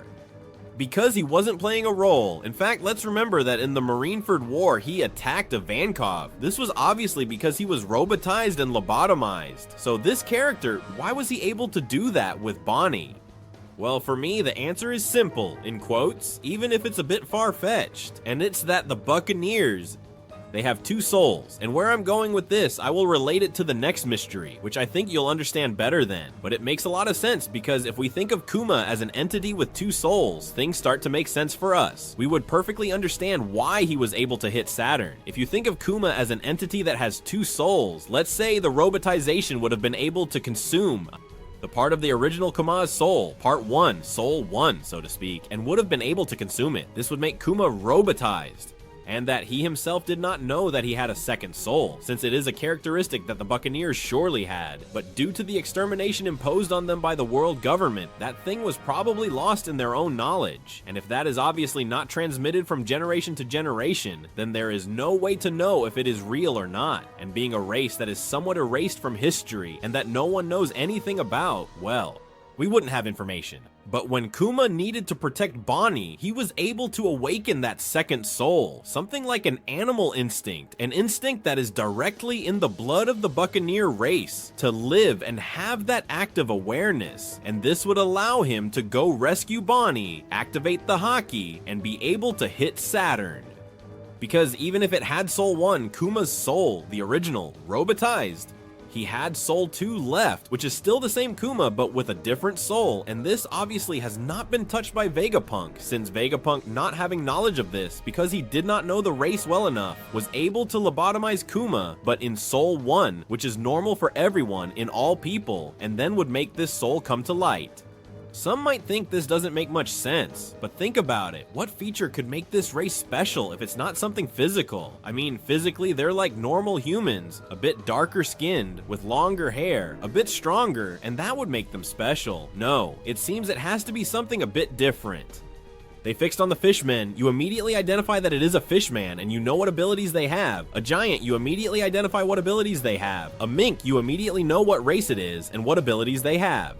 On the other hand, with a Buccaneer, it is something that is a bit more challenging, so I think it has to be something a bit different. So for me, I see quite logically and quite obviously that this is the case, that the Buccaneers, the secret they have, for which they are so special, is that they have 2 souls. But let's move on to the third mystery, because here you will understand much better what I mean by the other thing, and it is another argument that I will use as a mystery, because it's a 2-for-1, and in the third mystery, we are going to talk about another character who probably also belongs to the Buccaneer race, and this is something you have heard many times, and it is Marshall D. Teach. And it is that Marshall D. Teach is a character that fits perfectly with what seems to be the Buccaneer race. A person with dark skin, dark curly hair, even somewhat long, although I don't know if they could cut it, I imagine they can, with a body. Large, robust, and seemingly very interested in ancient history as well, since Oda even said in an SBS that if he had a profession in the normal world, he would be an archaeologist. And indeed, there are several comments throughout the story about Teach's body that seem a bit interesting and could relate to this. And one of them is Marco, who was his doctor, because he was the doctor of Whitebeard's crew, to which Blackbeard belonged for a long time before brutally betraying them, said the following. And it's that he said Blackbeard had a special body so that, to say it, and indeed, he used the word special. He didn't know how to define what was happening in Kurohige's body, but he knew it was a different body, not like all his companions they had been examining. So this Kurohige, since he probably belongs to a different race, it would make perfect sense for him to be one of the Buccaneer. And despite Marco being a very intelligent person and having knowledge even of races like the Lunarian, which already rules out Kurohige being the Lunarian race, because if not, Marco would have known. This makes us think he belongs to a race that is a bit common and that even Marco does not know. And considering we mentioned that the Buccaneers seem to have excessive strength, it makes sense that their body is a bit different, that they have features, that they have larger organs, more small in other places, that their anatomy is a little different, and that makes them, well, special, so to speak. So of course, when Marco saw Kurohige and didn't know what race he was because he seemed like a normal human, just with a different body, he said he had a body special, making him belong to the Buccaneer race. Now, with Teach's body's mystery half solved, we have to move on to another curious phrase, and that is when we see Saturn mention, when he meets Katarina Devon and Vasco Shot, that Teach has a special lineage. And this is very important because, of course, if you think about what I said earlier, that the Buccaneers have 2 souls, it makes sense that Kurohige has been able to eat 2 fruits, right? I mean, if he had those 2 souls, then it makes sense that each soul could harbor a fruit, and this also makes the Buccaneers so powerful, because perhaps in the past there were many who were capable of consuming 2 fruits. The thing is, since that race was erased from history, people didn't know, and as we have seen, the Gorosei are so clueless that they didn't even know that the Gomu Gomu wasn't the Gomu Gomu, but rather the fruit of Nika, even though Luffy goes around shouting Gomu Gomu everywhere, and they didn't know that he had the Gomu Gomu, so it makes sense that no one found out. In fact, the Gorosei were not present at Marineford, and we didn't see their reaction upon seeing that Kurohige had 2 fruits. But the thing is that Saturn speaks of a special lineage, something even a bit different from what Kuma might be. So here's another addition to this theory, and it is that having complemented everything we have said about the Buccaneer race, about the 2 souls, with the justification of Kurohige with 2 fruits, this goes a bit into future theory and solves the matter of Teach's lineage for me. And it is that Teach knows the entire history of the Buccaneers, knows all that. That is why he could consume 2 fruits. That is why he put the blanket on and ate it, simply to create mystery. And the only thing he probably did was carry a fruit or something like that, eat it from inside, and that's it. Simply to create mystery, so no one knows exactly how he did it. And this would explain why he was so determined to do it, because he already knew there were people who had done it and had not had. No problem at all due to his race. And above all, if we think of Teach as a person with a special lineage, we might think that instead of having 2 souls, he has 3, which would make him of special lineage, and especially would allow him to consume a 3rd fruit in the future, making him a complete Buccaneer. Definitive. Imagine that Kurohige reveals to us that he is from the Buccaneer race, that the Buccaneers can consume 2 fruits, that he is on a completely different level, and when we think he has 2, we suddenly see him pull out a 3rd, and he tells us that he is from a special lineage, or that he is a special case, and instead of having 2 souls, he has 3. This would explain the personality changes he has, because he would have 3 different souls, but he would even be able to consume a 3rd fruit because of this. And this for me makes a lot of sense, because you justify Kuma, you justify the Buccaneer race, you justify the fruit, you justify Teach, you justify everything just with the topic of the implementation of souls with a race. Different. And for me, it fits a lot. I mean, I consider this 3rd mystery closed, and well, let me know in the comments what you think, but let's move on to the 4th. Let's move on to the 4th mystery, and we're going to something that's a bit crazy. We're going with a touch of madness, and we're heading to the Reverse Mountain, and it's in the first moment of the series. When we leave Logetown and head towards the Reverse Mountain, we see that the Mugiwara crew climb the Reverse Mountain, and pay attention, because in the manga, you can see that there are structures like some arches of stone with some marked symbols and something curious. And you say, wait a minute, what is this? What does it mean? What is this doing here? And as I said, you see these stone arches with some symbols that no matter how much I tried to analyze them, honestly, I haven't found any meaning because they are not completely visible from the... Alright, or maybe they cannot be interpreted, but anyway, they remind me of other engravings and other things we have seen throughout the series, meaning they probably come from the same source. But here the important thing is who made this, when they did it, how they did it. I mean, this is extremely important because of course we have seen that the Reverse Mountain is something that normally when people cross it, it's a one-way trip, and to return, well, they have to manage it differently, which for now does not know. But the Reverse Mountain has those lanes that go in only one direction. So who built that, and how did they built it? And this makes one think, is the Reverse Mountain artificial? Well, the most important thing is to find out where these constructions come from. These constructions are obviously not made naturally. The Reverse Mountain yes, that I don't know, because the world of One Piece is very crazy, although the Reverse Mountain is also very strange. Very strange, very strange. But these stone arches are clearly made artificially, made by someone. And as I say, if throughout the work of One Piece we have seen different carvings in other places, then who is to say that this wasn't done by the same group of people? That there isn't a group of people, which will be revealed to us later, who dedicated themselves to placing these engravings in different places. So I think the key would be to find out why this is the way it is. And seeing all the ancient technology that seems to exist in One Piece and everything, it already makes us wonder if the Reverse Mountain could be created by someone, the ancient kingdom or something like that. And not only think that maybe the Reverse Mountain is indeed made naturally, but that these arches are placed there to mark something, to signify something, and it is there because there used to be people who took care of that. Nowadays we have Crocus, who is watching over the lighthouse at Twin Capes and is responsible for monitoring who comes in and who goes out and such. But who's to say that many years ago there weren't other people in charge of this and they were the ones who built them? And this makes a lot of sense. If we think of the world of One Piece as something somewhat orderly, not so wild with the era of piracy and everything more or less controlled, it could be that there were some kind of guards, something like when we got to Skypiea, where there was a woman who told us sort of how much we had to pay, which way we had to go, and there was, let's say, like a toll, so to speak, more or less. Maybe it wasn't exactly a toll, but it gives the impression that this construction, well, marked the kind of path to follow, like, hey, it's this way, you're on the right track, welcome to whatever. And perhaps some might think that these arches could mean something much deeper, but I don't believe so. Because being arches where you can't stop to look or anything because you're going on a ship at an incredible speed straight to the end of Reverse Mountain, well, it doesn't have...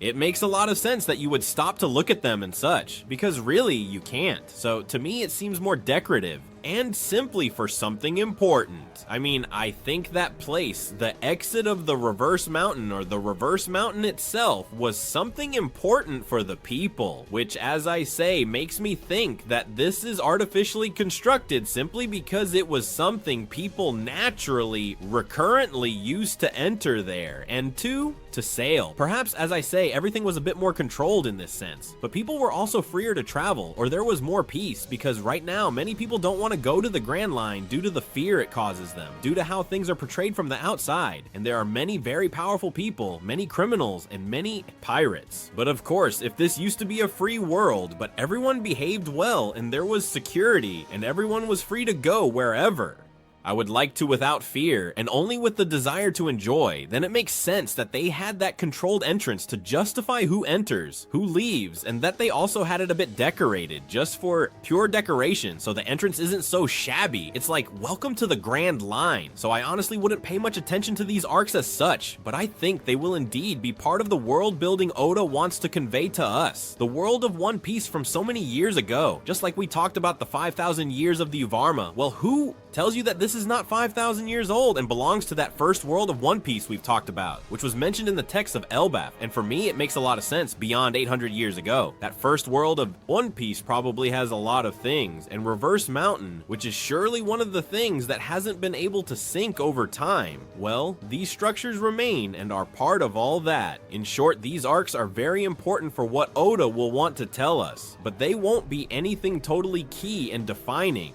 in my opinion. But hey, if you think differently, let me know in the comments. Now let's move on to the fifth and final mystery. And now let's talk about something that was mentioned to us on the island of Jaya. And the island of Jaya, besides being an arc that I like quite a bit together with Skypiea, I hope you all like Skypiea or you won't be in the know. There we have the character Bellamy, who talks about different things and has some rather curious dialogues. And we see that he mentions three things. He mentions the One Piece, he mentions the Sky Island, and he mentions the Emerald Island, referring to these as things that that are lies, that are not real and are just child's play, like made up stories. And obviously we already know that the One Piece exists. We already know that the Sky Island exists, which would lead us to think that the Emerald Island indeed, that it exists. So what about this? Are we going to see the Emerald Island or are we not going to see it, but rather what happens with all this? Explanation. Well, to me it seems quite obvious, quite clear that the Emerald Island exists. Now, are we going to see it? Well, maybe not, because let's see. We don't have many arcs left in One Piece, let's be realistic. What arcs do we approximately have left in One Piece? The Elbaf arc, according to me, Moon and or Sky Islands, Hachinosu, an arc of the Revolutionaries. If Oda wants to include it, Marriage Wise, Lodestar, and Laugh Tale. From here, we can rule out many points that have nothing to do with the Emerald Island. Elbaf doesn't seem likely. Marriage Wise doesn't seem likely. Hachinosu doesn't seem likely. Laugh Tale is neither. So what would we have left? Lodestar, something about the Moon or the Sky Islands, which is already very far-fetched, but well, we only have Lodestar left. Lodestar, could it be that Lodestar is the Emerald Island? Yes, but I think that would be more popular, right? I mean, it's just a normal island at first. We don't have much information about the island. Well, none, other than it's the last island of the Grand Line. But if it were an Emerald Island, it would be very important and stuff, and I don't know what else. I mean, there would have been more talk about that island. That's the feeling I get. So I get the impression that we won't see that island, but it exists and they will show it to us. When I say we won't see it, I mean we won't go there, because I think it probably can't be anymore. And one of the possibilities is that it is the island of God Valley. It's true, as we've seen God Valley in the manga, and it doesn't seem to have anything to do with the Emerald. But of course, the thing about the Emerald Island, I think, is something interpretative. I mean, you know, when they talk about Emerald Island, I don't think it's an island entirely made of emeralds, though it could be. Who knows? And I don't know, but my interpretation is that it's an island that has some emerald tone, some green tone, or something that makes it seem like it's emerald. So until I see more things about God Valley, which Oda at the moment seems like he doesn't want to show, maybe for a reason, maybe because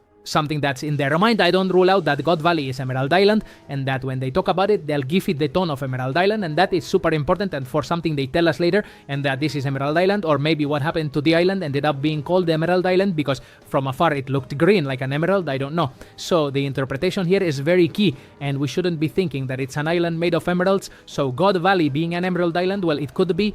It could be. That God Valley is the Emerald Island is something to consider. Now, the interpretation I have of this island is a very simple option. Really? What I'm gonna say is very simple, and I think it's quite likely, and that, well, this might indeed open the door for us to see it, although I wouldn't exactly understand when. And it is basically that it is a completely ice island at the pole, north, or at the South Pole. I don't remember which one was colder, and you know who else didn't remember? Buggy and Shanks. And we see Buggy and Shanks arguing about which pole is colder, to which Rayleigh decides to punch each of them to end the argument. But the important thing about this is that it is empirically shown in the manga that the North Pole and South Pole exist. That is something completely obvious and completely concrete. I mean, they say it and it exists. Okay, so having the existence of these things, to me, it makes sense for it to be an ice island. And someone's going to say, okay, but what does an ice island have to do with Emerald Island? They're confusing ice with emeralds. No, but it would make sense for it to happen if a curious phenomenon occurs. And it's that we know that in very cold places, auroras can occur, which can make the ice turn green. So if we have an ice island in One Piece affected by a very large aurora, because we know that crazy things can happen in One Piece, then a massive aurora, which we haven't seen in One Piece, and it would be beautiful to see it, reflecting directly on the ice and making a green island. If we come from afar, it may seem that this island is the Emerald Island, which would be incredible. Now, the problem I see with this, the theory seems to me spectacular. I think it makes all the sense in the world and is very logical. It's about when we are going to go or how we are going to go. I mean, why would we go to that island and why and when and where? I mean, it's very strange. I mean, there are many questions. How do you fit that island into One Piece now? Myself? We are in Elbaf. We have to go to the other islands I told you about. How do we get to the North Pole, the South Pole, to that island? And why do we go? And how do we end up there? Sounds more like a movie, right? Maybe they'll make a movie. One Piece, Emerald Island. It could be. I mean, it could be. So the question is, will Oda show it in the manga? Man, I think so. In the manga? Yes. Now, that we go with the Mugiwara crew, that's more complicated. And now we have to see how they show it to us. Because if it's not God Valley, how are they going to show it? We've already had a flashback of Roger, more or less. I don't know if we'll get Roger's complete journey 100%. I don't know what other characters can be shown to us who have gone to those islands. And we don't have many pirates left. Maybe Zebek. And the most key thing about Zebek is God Valley. It seems... I don't know if it will be Skopper Gaben who went alone, the man with the scar. If it is not Skopper Gaben with the road poneglyph that tells us he lives on Emerald Island, what? You know, maybe we have to go to Emerald Island because there's a man there with a ship that has the road poneglyph. It might be a way to extend the story a bit by going there, but right now, I don't know exactly where it is. So this is kind of the idea I have about Emerald Island, that I think we will see it in the manga, but I don't know exactly how. So here in the comments, I want you to tell me how you would logically place in the manga the thing about the Emerald Island. Like, how would you say, hey, well, for me, if they do this, this, and this, it makes sense, it's logical and correct. I don't know, leave it in the comments because the final part leaves me a bit lost. 10 theories of the Void Century in One Piece. Let's start directly with the first theory, number 1, and we're gonna talk about the Ancient Kingdom. We all somewhat understand what the Ancient Kingdom was. It was a very powerful, very ancient civilization that existed during the Void Century and had technological power that was incredible. Technology that is even far more advanced than things we have seen today. This was even mentioned by a person already ahead of us, like Dr. Vegapunk. And while it's true we don't have much information about the Ancient Kingdom, we have enough to know this. We also know that this Ancient Kingdom was destroyed during the Void Century, probably by the world government, and they were enemies of them. But Eiichiro Oda, the creator of One Piece, has made sure to give us information about this ancient kingdom drop by drop over more than 1,000 chapters, without making the most important parts clear. Then a theory arises that could completely change everything we know about One Piece and everything we believe. And the theory suggests that maybe we are wrong, as the perception of the fandom in general is that the world government has always been the bad side and that the ancient kingdom was the good side, that they were the good ones, the ones who lost, and that those who won, well, they are the bad ones. So what if this is completely reversed? This is perhaps one of the craziest theories out there, but there are also arguments to consider this. The fact is that Oda, every time he has talked about the Ancient Kingdom, Joy Boy, or the world government, has made it clear that neither is good nor bad. He has not dared to commit, and a very clear case is when Vegapunk, who is telling us about the history he has discovered of the Ancient Kingdom, the Void Century and everything, we see that he doesn't take sides and says he doesn't dare to say who is the good one or who is the bad one, and he simply tells us a part of the story. And Oda has done this throughout the whole work. The thing is that if it really is something like we think, it would be very easy to make it clear from the first moment, since it is something that all the fandom assumes. That is to say, it wouldn't be a very drastic change for the work if they confirmed it, as it would simply be an Okay, so we were right, but instead, Oda, as I said, has remained very distant from this, simply providing very little information and addressing other topics without mentioning if they are the good guys or the bad guys. So as I said, the theory says that the Ancient Kingdom would be the bad guys and that the world government would be the good guys, something that obviously, if true, would completely change the entire paradigm of the series. Now, does this make sense or is it just nonsense? Well, even though it may sound far-fetched, it could be something that makes sense, since the first argument used to justify this theory is precisely what I mentioned, and it's the little information that the author of One Piece has given from this kingdom, especially focusing on whether they were the good ones or the bad ones. We have it in our heads right now that the world government are the bad ones because we see them doing negative things, but it is also true that we are seeing it from one point of view, and perhaps they are doing it for a greater good, even though obviously their actions would not be justified, but we could understand why they do them. And Oda throughout the work has made sure to show us that there are neither good guys nor bad guys, since not even the pirates are the bad ones, using the Straw Hats as an example, or the Marines are the good ones, using as an example people like Akainu, who act in a very brutal way. And in fact, Doflamingo's famous speech about good and evil is something absolutely key, as he mentions that basically the people who win, the people who have power, the people who win the war are the ones who decide what is right and what is wrong. But one thing is what is decided, and another thing is what the reality is. Who is good? Who is bad? Being on one side makes you bad, being on the other side makes you good.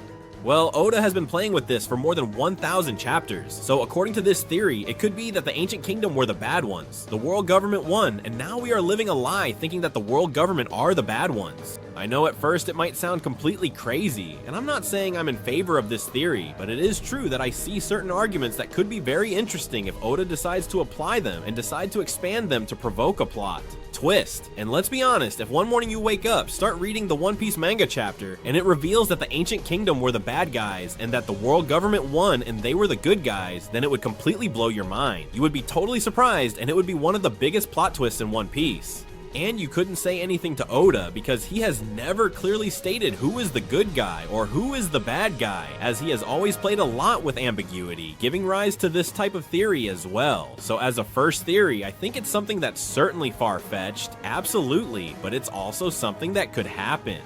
And here, what I want is for you to leave in the comments right now whether you agree with this theory or not. If it had crossed your mind, if you have anything to argue for or against the theory, leave it in the comments. And now, let's move on to the second one. And with the second, we go to something that I think everyone at some point has theorized about things close to this. And it is something that Oda has shown us very clearly. It's something I vividly remember my reaction to when I read it. I remember being in the gym with a friend and reading the One Piece chapter between sets. And when I read it, I was just frozen for a minute or two. And my friend asked me what was going on. Then I had to explain the scene to him, and he, who hadn't watched One Piece, looked at me like, "You're crazy." Today, I have managed to get him up to date with the One Piece manga, and when he saw that, he felt the same as I did and said to me, "Now I understand you." And what I'm talking about is the Reverie arc. I'm specifically talking about the scene where we see Imu, who comes down with Luffy's bounty to a room. And we see that he opens a door and encounters a cold chamber, a frozen chamber. And we see that there's some sort of shelf, and on top there's a giant straw hat, just like Luffy's, frozen. And as a result of this, obviously many theories have emerged. But the one I'm going to present now is a theory that using this argument can suggest that, well, something very crazy could come out of it. The theory basically says that this is nothing more than a foreshadowing from Oda, making it clear that Joy Boy did not die and is frozen there. Yes, just as you hear it, Joy Boy did not die and is frozen there. I know that many people might say that this doesn't make sense, that there are several arguments that couldn't come out, and we would need to see how he is. And the first thing is that it is supposed that Luffy could not have the Nika fruit, since we assume that Joy Boy had that fruit. But the theory suggests that we do not have 100% knowledge of the devil fruits, and that we don't know exactly to what extent they can be used one way or another. That is to say, if a person is frozen to the point where they are really dead, the fruit could emerge, and then when thawed, that person, it wouldn't be dead, but rather, as I say, it would be cryogenically preserved. But the fruit would have already left their body, and it would be a way to extract it. Another thing that is also mentioned is that Joy Boy's will could not have been inherited by other people. And here it goes back to the same. According to the theory, since Joy Boy at that moment would technically be dead, but then would not die due to the same issue of being able to defrost him, then here they go into different variations saying other things about Joy Boy, since there are people saying that maybe the government will use him as a weapon, some saying he'll be used as a slave, some saying he won't have relevance. There are many variations here. I have to say that for me, the idea that Joy Boy is frozen, I don't completely dislike it, but I don't think he's alive. I believe that Joy Boy did indeed die during the Void Century, and I think at most we could see his hat, his head, something of his body as it is.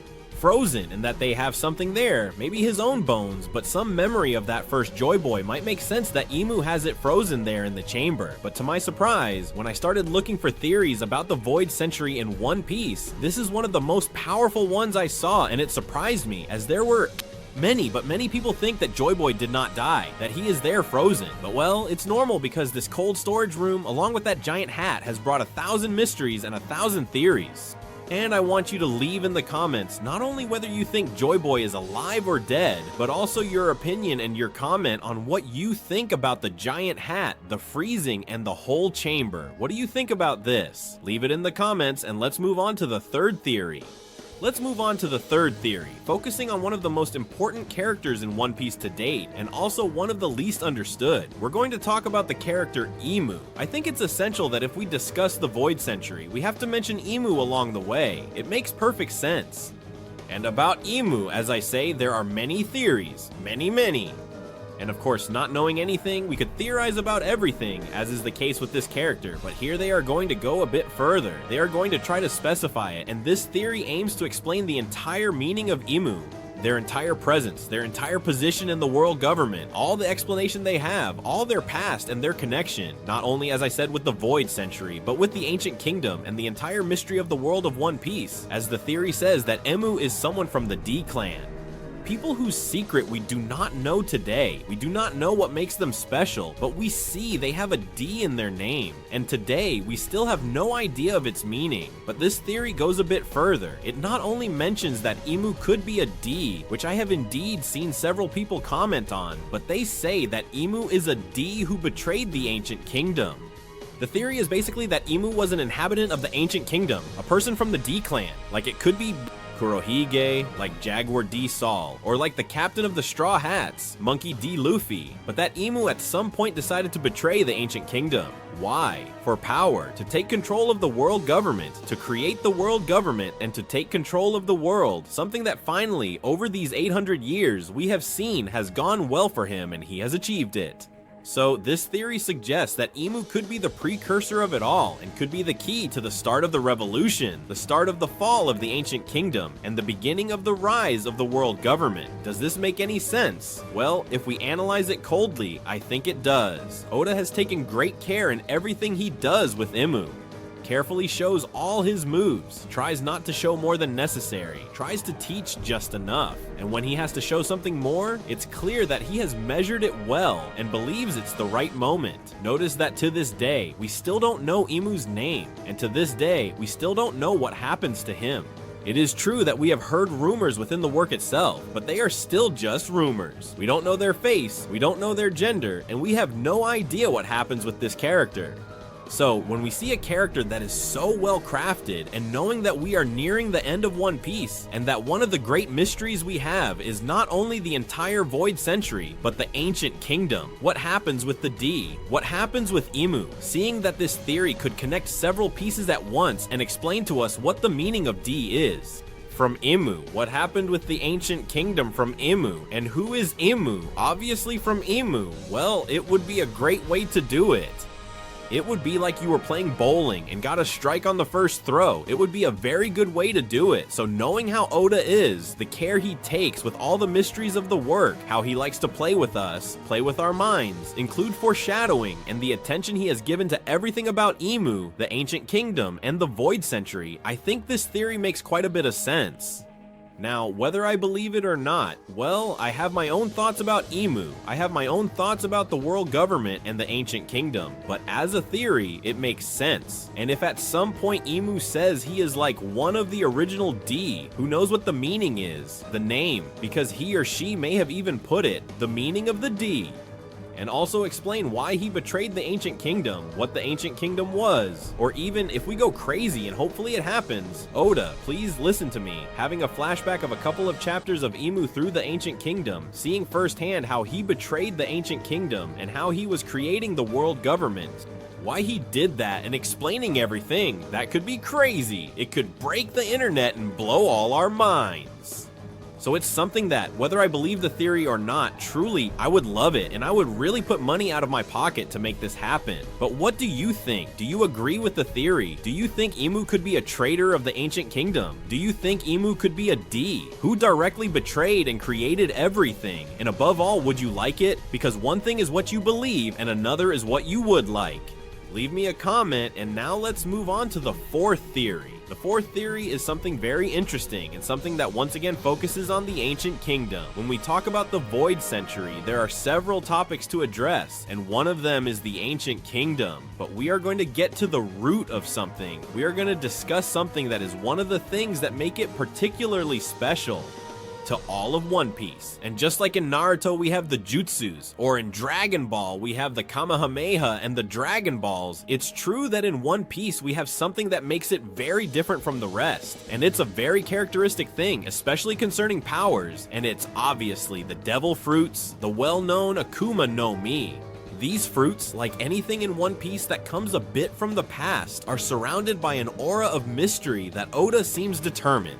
Well, throw us 3 or 4 things, but it's still not the time to resolve it, and it seems that it's going to wait until chapter 1500 to explain it, and at this pace, I see it possible. The thing is that this theory talks about the explanation of the devil fruits being that they were created by the Ancient Kingdom.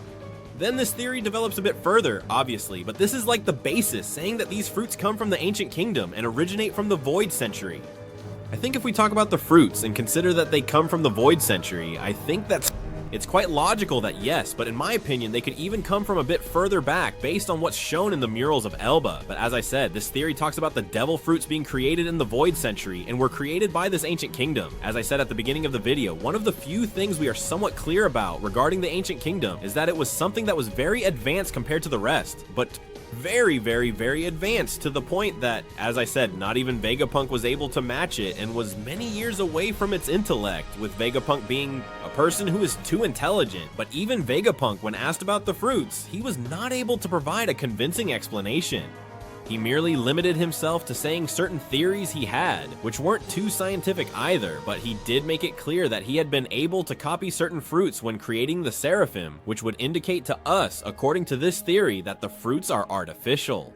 And if Vegapunk was able to replicate them, being able to do a kind of reverse engineering with things that are already created to create them from scratch would require much more technology, which would explain that they were created in the Ancient Kingdom, in a kingdom with many more laboratories, with much more technology, with many more scientists, and with people with much more development capacity creating these fruits. So this theory makes sense to me. I think it's quite logical and fairly obvious that it does. I believe what would be very interesting is to try to find out why, because it seems that these fruits were created in the Ancient Kingdom. We all agree it could be like that, more or less, but we also have to think about why that kingdom would create the fruits.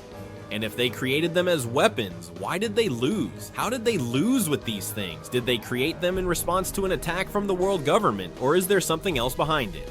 I think the topic of the fruits, being one of the central pillars of One Piece, could have another layer of depth, not just who created them, but why, and that the reason why is very, very key. In my opinion, I think it would be totally crazy. I think it would be very, very top-notch, and I would really love for it to be explained. But it's true that seeing how the work progresses, it seems Oda is going to save it for a little further in the future. Hopefully not too much, but seeing how the chapters of One Piece are advancing, it seems there's still quite a bit left to talk about this.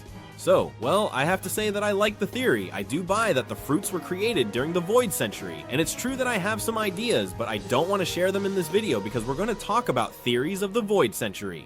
In contrast, if you have any ideas about the fruits or something to say about the theory, leave it in the comments because you know I will read it. And now let's move on to the fifth theory. And now, pay attention, because we're going to the madhouse. We're getting a straitjacket, going into a padded room, and staying there for a long time, because we're going to discuss a theory that is too crazy, and if it happens, I don't know what reaction the audience would have.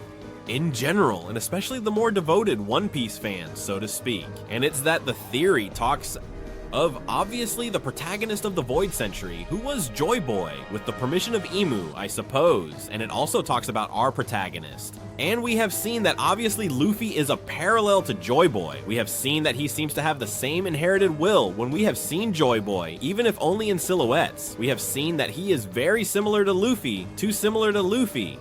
We see that it seems he wore the same hat. It also seems he had the same fruit. Let's say many similarities. And this is justified with the inherited will, which we have seen throughout the whole work, which Oda has taken care to explain, and Oda loves to do this. You can see he loves the theme of inherited will, and which we have seen with other characters, since when we saw Odin's flashback, we saw Roger's, and we felt that it was very similar to Luffy, with several parallels, even in some scenes or behaviors. So I think this makes a lot of sense, seeing the inherited will from one person to another. And as I say, seeing the inherited will of Luffy that we saw in Roger, it makes a lot of sense that this will comes from way back, and that just like Roger and Luffy, Joy Boy was also involved. But the theory tries to explain it in a way, well, more crazy, less realistic, and, well, much less based on things from the manga, but which also, to my surprise, makes a lot of sense. And, well, I don't know if everyone will like it. The thing is that the theory says there is so much parallelism between Joy Boy and Luffy. There are so many similarities. There are so many coincidences because they are the same person. This is crazy. I know. You're gonna say, well, what are you doing? Stop drinking, stop the alcohol. No, let's see. The theory says that Joy Boy and Luffy are indeed the same person, that this Joy Boy we have seen in memories, that we have seen on the mural, that Nika we have seen so many times is simply Luffy. He has the same fruit, he has the same power, such and such. It's the same, it's exactly the same. This would even explain why Emmett got confused upon seeing him, saying, hey, you are Joy Boy. And Luffy was like, what do you mean Joy Boy? What are you telling me? Who are you? But obviously you might say, but this can't be because Joy Boy lived at least 800 years ago, and Luffy, well, is obviously living now. Alright, so the theory talks about time travel. I know someone will say, well, this doesn't make sense. Let's pause for a moment. We've seen the character Toki, who was able to send people to the future and even jump to the future herself.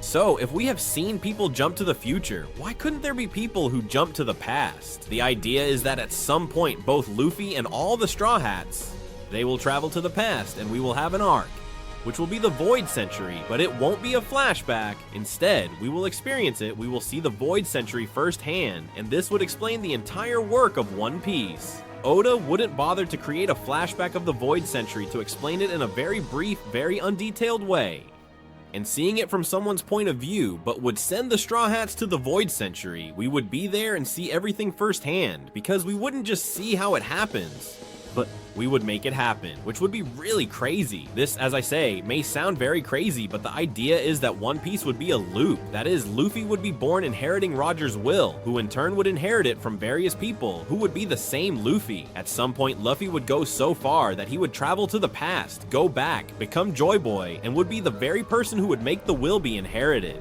and outward facing the future, and in this way, it would be a loop. The only thing I don't like about this theory, apart from the fact that obviously it's a very big madness, and I don't know if this could turn out well, is that it is specified to us that the world government won that war and the others lost. So if this were a loop, we couldn't win because Luffy would travel to the past, and then everything would be a loop for Luffy. Fought, lost that fight, and returned to the present and lost again, and so on. And it would all be a loop all the time, which would make no sense because the good guys wouldn't win. And being One Piece, it doesn't quite fit because if you haven't noticed, Oda usually makes sure that the good guys win and everything ends well. Why? Because he wants to have a banquet, you know, the famous banquet at the end of each arc. And personally, it's one of the things I like the most. I mean, Oda, very well, I mean, keep going that way. But the theory that the world is a loop, that Luffy can travel to the past and so on, to my surprise, has too many positives and too many good points. And if you analyze it from a neutral standpoint, there's the topic of time travel, which is explained with the topic of Toki. And there are all the extreme similarities between Joy Boy and Luffy, because you see Roger and you see Luffy, and you see they look alike, but you can tell them apart. But of Joy Boy, what we've seen is that he is literally Luffy. So there are many concerns with this, and I don't know what could happen. I don't think it will happen because I believe it would be getting into a very tricky situation, and especially because when you introduce time travel to the past, paradoxes and very bad things can be created. It's very difficult to execute a time travel work that involves traveling to the past and changing the present. It's quite complicated. That's why I think Oda did well by introducing travels to the future, because this way you don't alter the past. I mean, I don't know how it would happen, but well, the theory seems super interesting to me. That's why I wanted to bring it up. I wanted to develop it a bit more, and above all, I want you to leave a little comment about what you think of this theory, if you like it or not, and if you would include it in the work. Now, let's move on to the sixth theory. This sixth theory is something very interesting that could happen, and perhaps isn't so far-fetched within what One Piece is. I mean, it's still a slightly crazy theory, and it brings us back to the character of Joy Boy. Don't worry, there are no time travels now. The idea is that, as I say, we don't know much about this character. I repeat that we only know he lived in the Void Century, that he seemingly had the Nika fruit, that he resembled Luffy, and that's it. And this is related to various mysteries that might exist in the world of One Piece. And if we look closely as we have progressed through the entire map of One Piece, there are some very crazy things, islands that do not make sense, things that are like magic. And One Piece has a world, and islands that seem taken out of that, a fairy tale, they seem like islands that are fake. And among so many things, Oda may have included something that is not simply natural to the world of One Piece, but it has a consequence. Something that is placed there very subtly to surprise you, obviously, but since it's the world of One Piece, you say, ah, what a cool place. That's it. And the theory talks about there being a very strong connection, important, between the character Joy Boy and Enies Lobby Island. What's going on with Enies Lobby? Some might ask, why? What connection is there? Enies Lobby is a very strange island. It's a very, very curious place. As we see, there is an island marked with the stone path suspended in the air. There is a very large hole below, and it's a place where it's always sunny. It's a place very, very strange. Perhaps it goes a bit unnoticed because in that arc, we see Robin recount the Ohara flashback, saying the now famous line, "I want to live." We have great battles of the Straw Hats against the CP9, with fights that are utterly legendary, and for me, the best in One Piece, that is Luffy versus Lucci. We also have the Mary going to help the Straw Hats escape. In other words, it's an arc that has many things, and maybe Oda didn't do this just because, but on purpose to distract us a bit. He throws these things in here. Why?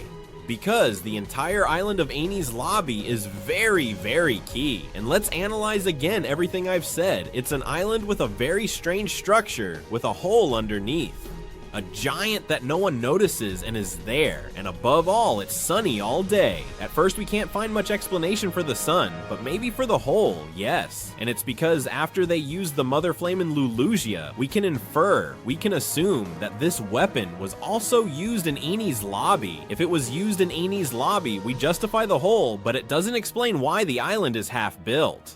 That is to say, that weapon should have destroyed Enies Lobby Island. And also, why is it always sunny there? None of this is explained. I mean, it doesn't make any sense. Well, this crazy theory connects Enies Lobby with Joy Boy, with an action, with a moment, and with a thing, making everything make sense within the logic of this theory. And the theory says that Joy Boy in the Void Century fought at Enies Lobby against the world government, just like Luffy did. But at some point, the world government decided to use the Mother Flame in its version, probably at 100%, not a part as it is supposed to have been used in Lulusia, and decided to use it against the entire island of Enies Lobby. But at that moment, Joy Boy, seeing that all his Nakama, all his friends, all the people there were going to die, he stretched his body with the Nika fruit, wrapped it around the island of Enies Lobby, and protected it. And that's why we see there is a huge hole, because it did not cover the entire surface, but only that part of the island. That's why the island would still be standing, because it's the part that Joy Boy could wrap, and that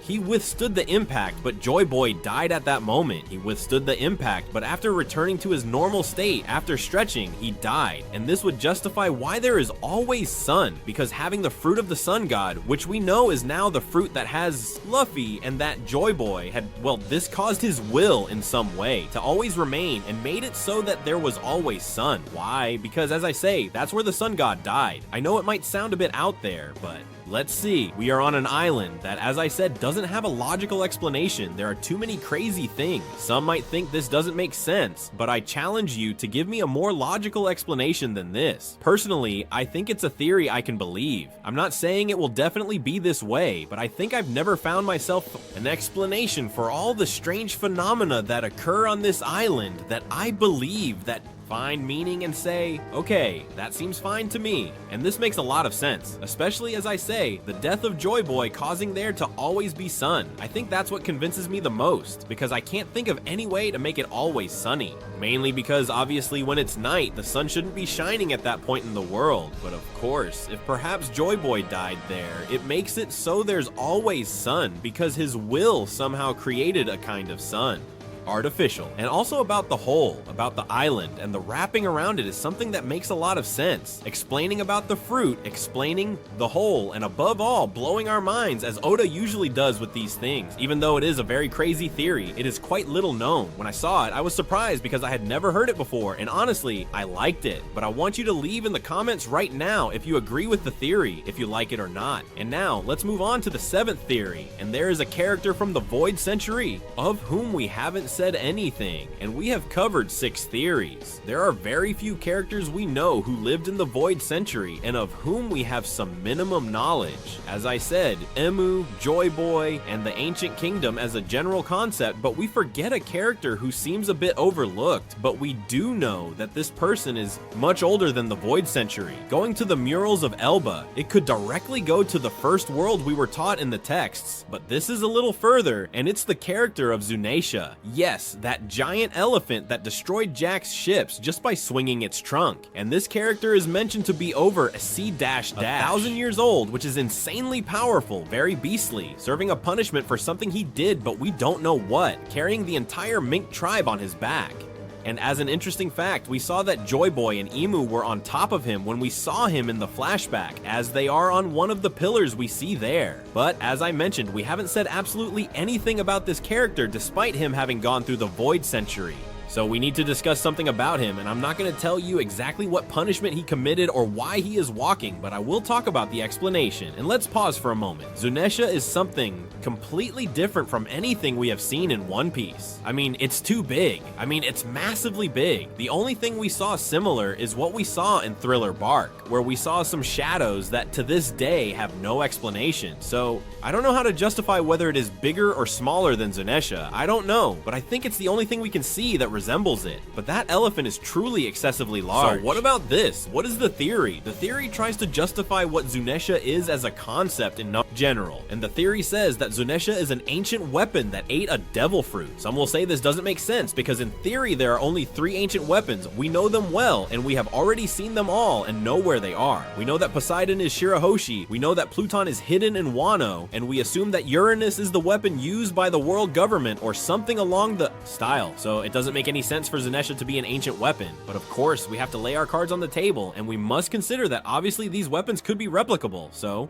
who's to say that the original Pluton, for example, is not Zunisha? Just as an example, it could be any of the other 2, and that they are weapons that could be replicable, and that Zunisha could be the first one, or it could be as simple as it being a 4th ancient weapon that we do not know, and that this character was given a devil fruit and became Zunisha. The theory, at first, as I say, might sound very crazy, but there is an interesting argument that could lead us to this, and that is Spandam's sword, Fangfrey, and this sword had a fruit. Do you remember which one it was? Indeed, the elephant one. And this, it could be one of the many foreshadows Oda includes to justify things later. And in a place like Eni's lobby, with characters so linked to the world government and a character like Spandam, it wouldn't make much sense for them to give us a hint, a clue about something we'll see later. And in this case, make the formula of the sword eating an elephant fruit repeat itself again.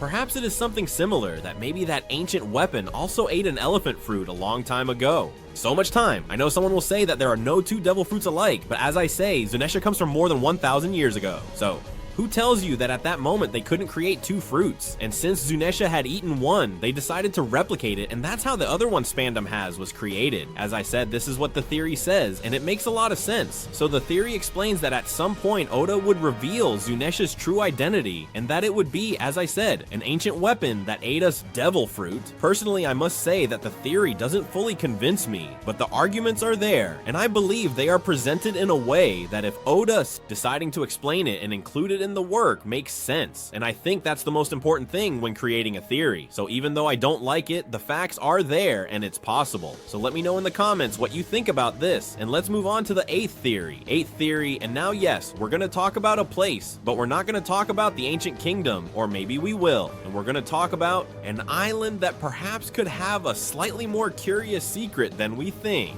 As of today, we practically know all the islands that are the world of One Piece, or in the most important ones we've already been, but the only ones we have left to see within the manga. They are Lodestar and Laugh Tale, with the exception of God Valley, which we don't know what happened to it. And this theory talks about the island of Laugh Tale with something curious. We still have several chapters to visit Laugh Tale. We know little about Laugh Tale. We only know that it is where the One Piece is, in case, but if that were not enough, and that Roger visited it and no one else can find it. So we know that this island has something different from the rest, as I say, not only because of the importance of having the One Piece, which is a treasure left by Joy Boy, but also because it seems that this island is hidden from the eyes of the world. And it is very complicated that with all the people in the world of One Piece navigating the sea, no one has found it by chance.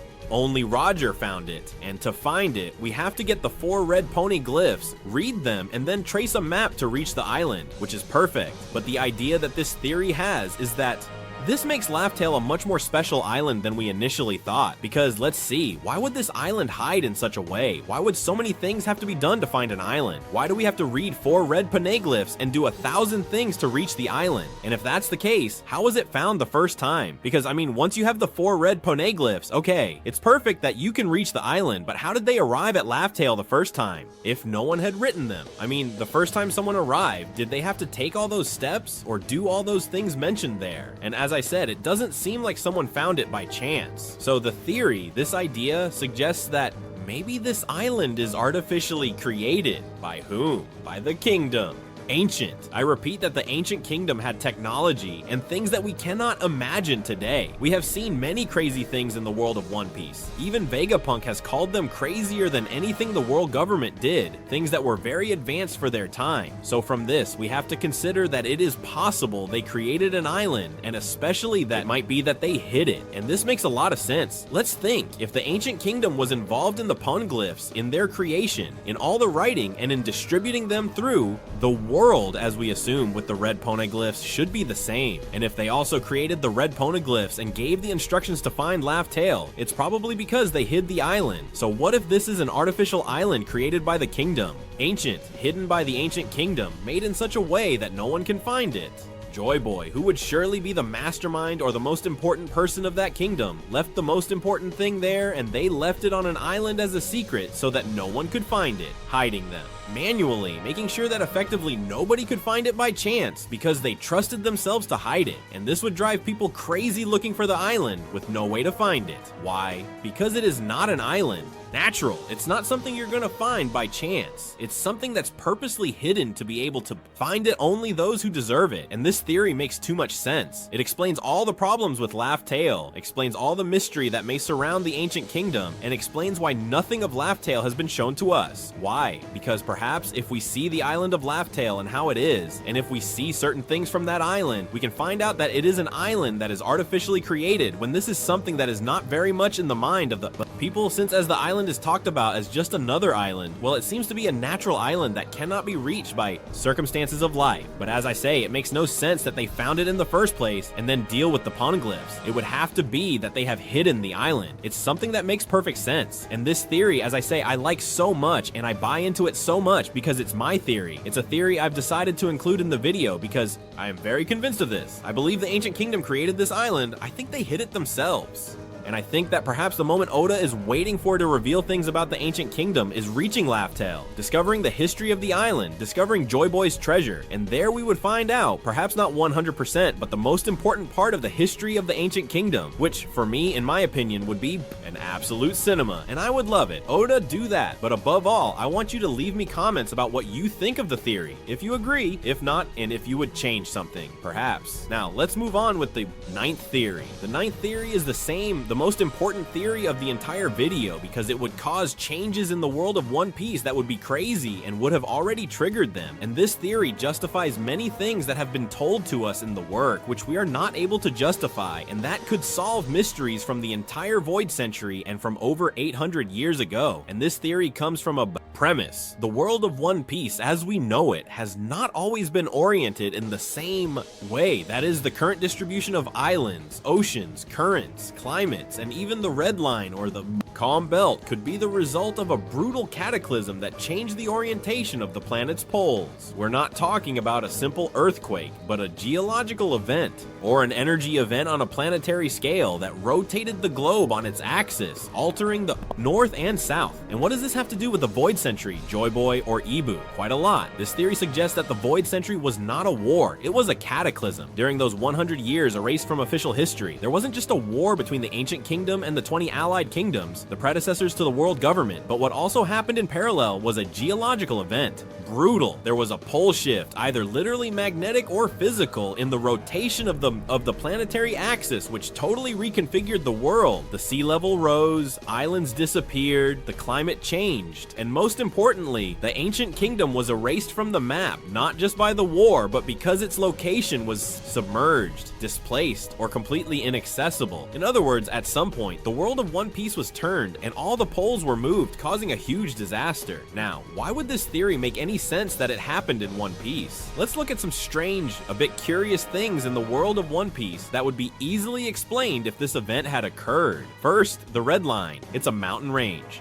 It stretches for thousands of kilometers, encircling the entire world in the form of a ring, and if this did not exist before the Void Century and was created as a result of the cataclysm, since it is supposed that if this occurred in the real world, all the landmass would gather around the Earth, just like the case of the red line. Then we have the calm belts, two strips of sea without wind, impossible to traverse, that also cross the entire world. And what if they are areas directly affected by the change in the planet's orientation? Another thing that would be justified. Then, the Grand Line.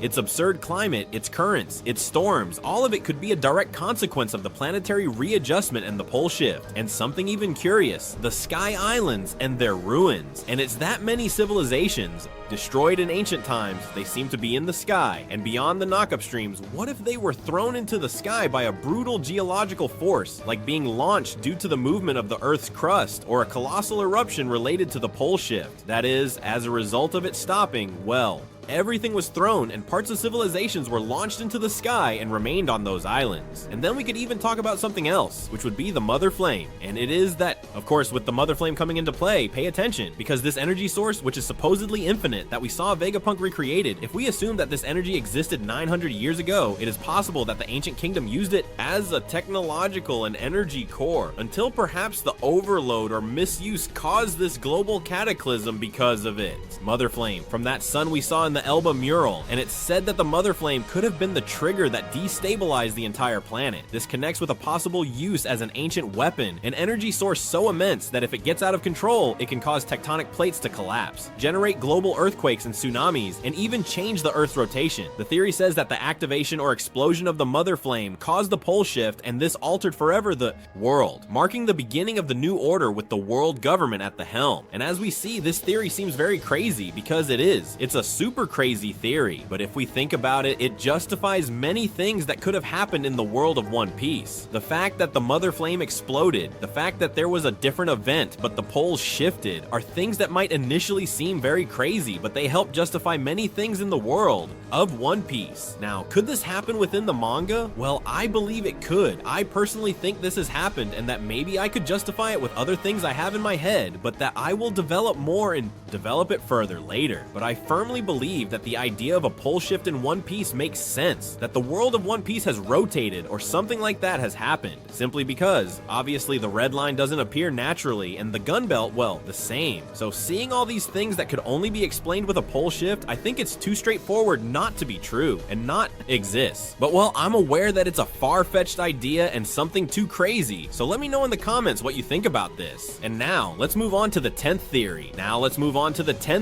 Which is one of the most curious and also most interesting. Well, so we are going to talk about where the Ancient Kingdom is supposed to have been. The Ancient Kingdom, as of today, we know it is destroyed, that it doesn't exist, or that there is no record, okay? We know that, but where could it have been located before? Oda might have left us some clues. We might have seen where it could be located, or it was simply in the middle of the sea and was devastated. Well, the theory suggests that it is in a place we have already passed, that we have already seen, and that we saw some time ago. A long time. And the theory makes makes more sense than it seems, and the theory indicates that Shandora was not just a lost city of gold, but rather the very ancient kingdom, the home of Joy Boy, the core of the whole story. Everything starts with a Nell's cover story on the moon. It is said that in the past there were 3 human races that were living on the moon: the Shandians, the Skypians, and the Burkans. These races were technologically very advanced and were the ones who created those little robots we saw there, the ones that appear in Enel's mini story, and they were living peacefully until they ran out of resources and had to come down to the earth.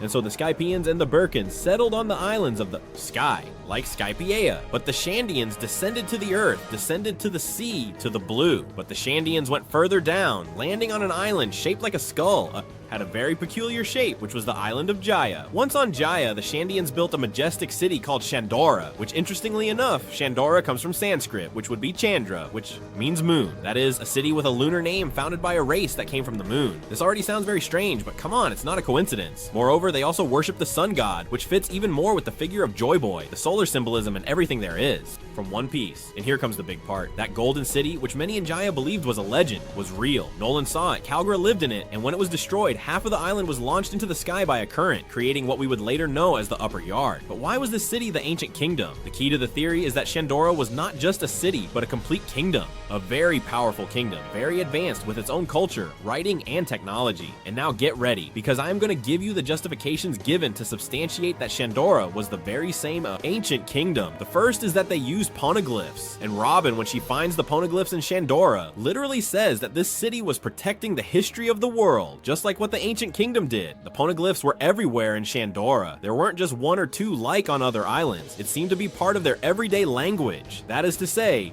the poneglyph language was the language there. And not only that, the poneglyph language is engraved on the buildings, and that is not seen anywhere else. This confirms that they not only used that language for the poneglyphs, but it was their normal language. So yes, the poneglyphs belonged to the ancient kingdom, and this language was theirs. Another thing is that it was a prosperous civilization before the Void Century. It is mentioned that the city prospered more than 900 years ago, just before the century Void, and it was destroyed 800 years ago, exactly when it ended, at the same time as the ancient kingdom. In other words, the dates match, meaning if Andorra disappears at the same time as the ancient kingdom. Coincidence? I don't think so. Then we have that Jaya was shaped like a skull, and here's a detail that I find a gem, and that is, it's said that the island of Jaya, if you put it together as it was originally before it broke apart, it was shaped like a skull. And what does that have to do with anything? Well, what is the symbol of piracy? The skull, the Jolly Roger. And who was the first pirate in the world according to Vegapunk? Joy Boy. Another connection. So if Joy Boy was from the ancient kingdom, and the ancient kingdom was on an island shaped like a skull, and that island was Jaya, and in Jaya was Shandora, Joy Boy was from Shandora. Therefore, Shandora, it's the ancient kingdom. This would also explain why Mock Town, the current town of Jaya, is so pirate-like.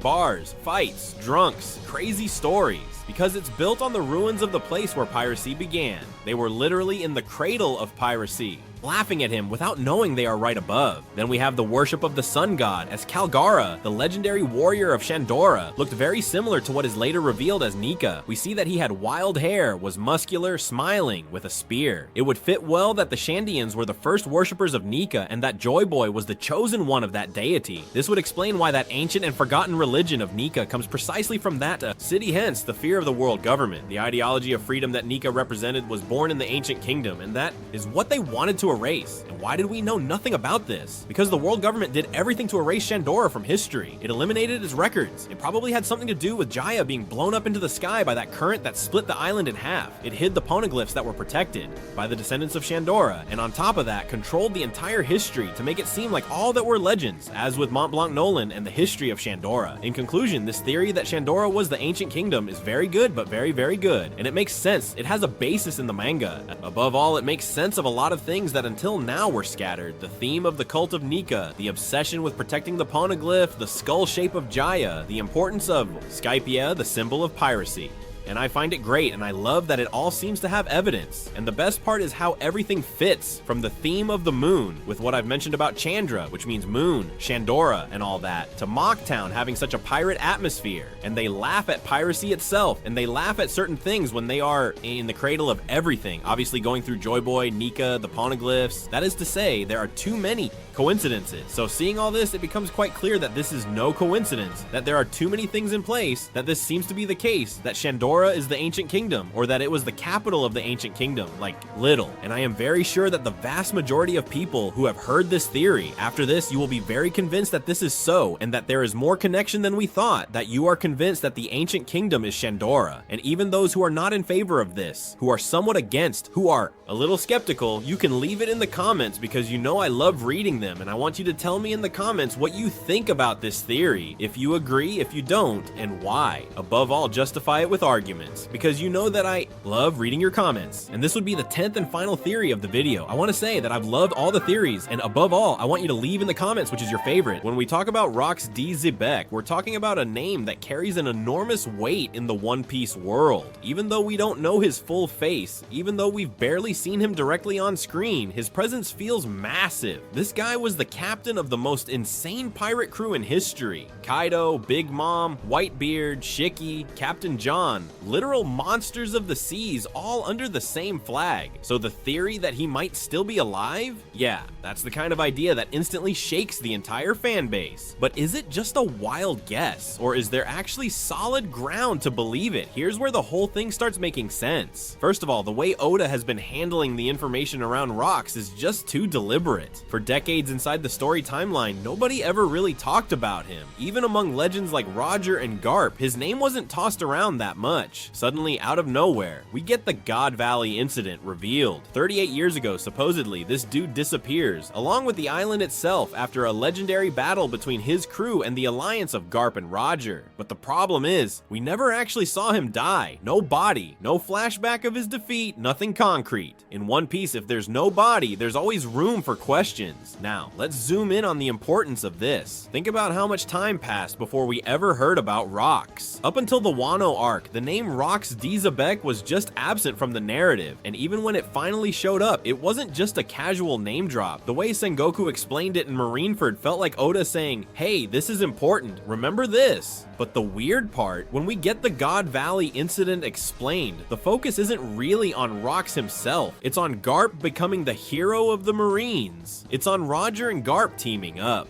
Big Mom and Kaido are mentioned too, sure, but Rox? Again, barely anything. And that's exactly why the theory of him still being alive makes sense. Why bring up this dude so late in the story if his only purpose is background lore? Why keep his face hidden? Why keep teasing his name here and there? In Kuma's flashback, in mentions by Blackbeard, but never giving the full picture. Oda knows how to close a story arc when he wants to. He knows how to kill a character off properly if their role is done. But with Rox, it feels like every time we're about to get answers, Oda pulls the curtain down again. The way One Piece handles dead characters has a pattern. You can usually tell when Oda wants to leave a door open. Look at characters like Sabo, Pell, or even Bon Clay. If you don't see a body, it's not over. But more importantly, Oda only puts that kind of narrative attention on people who are still gonna play a part in the story. Rox hasn't even been given a full proper flashback yet. We've seen glimpses, shadows, and silhouettes, but never the man himself. And when Oda keeps a face hidden, oh, you know it means something. It's a classic move from him. It's the same thing he did with Imu for so long. We only saw the silhouette, the mystery kept building, and we knew that the payoff would come later.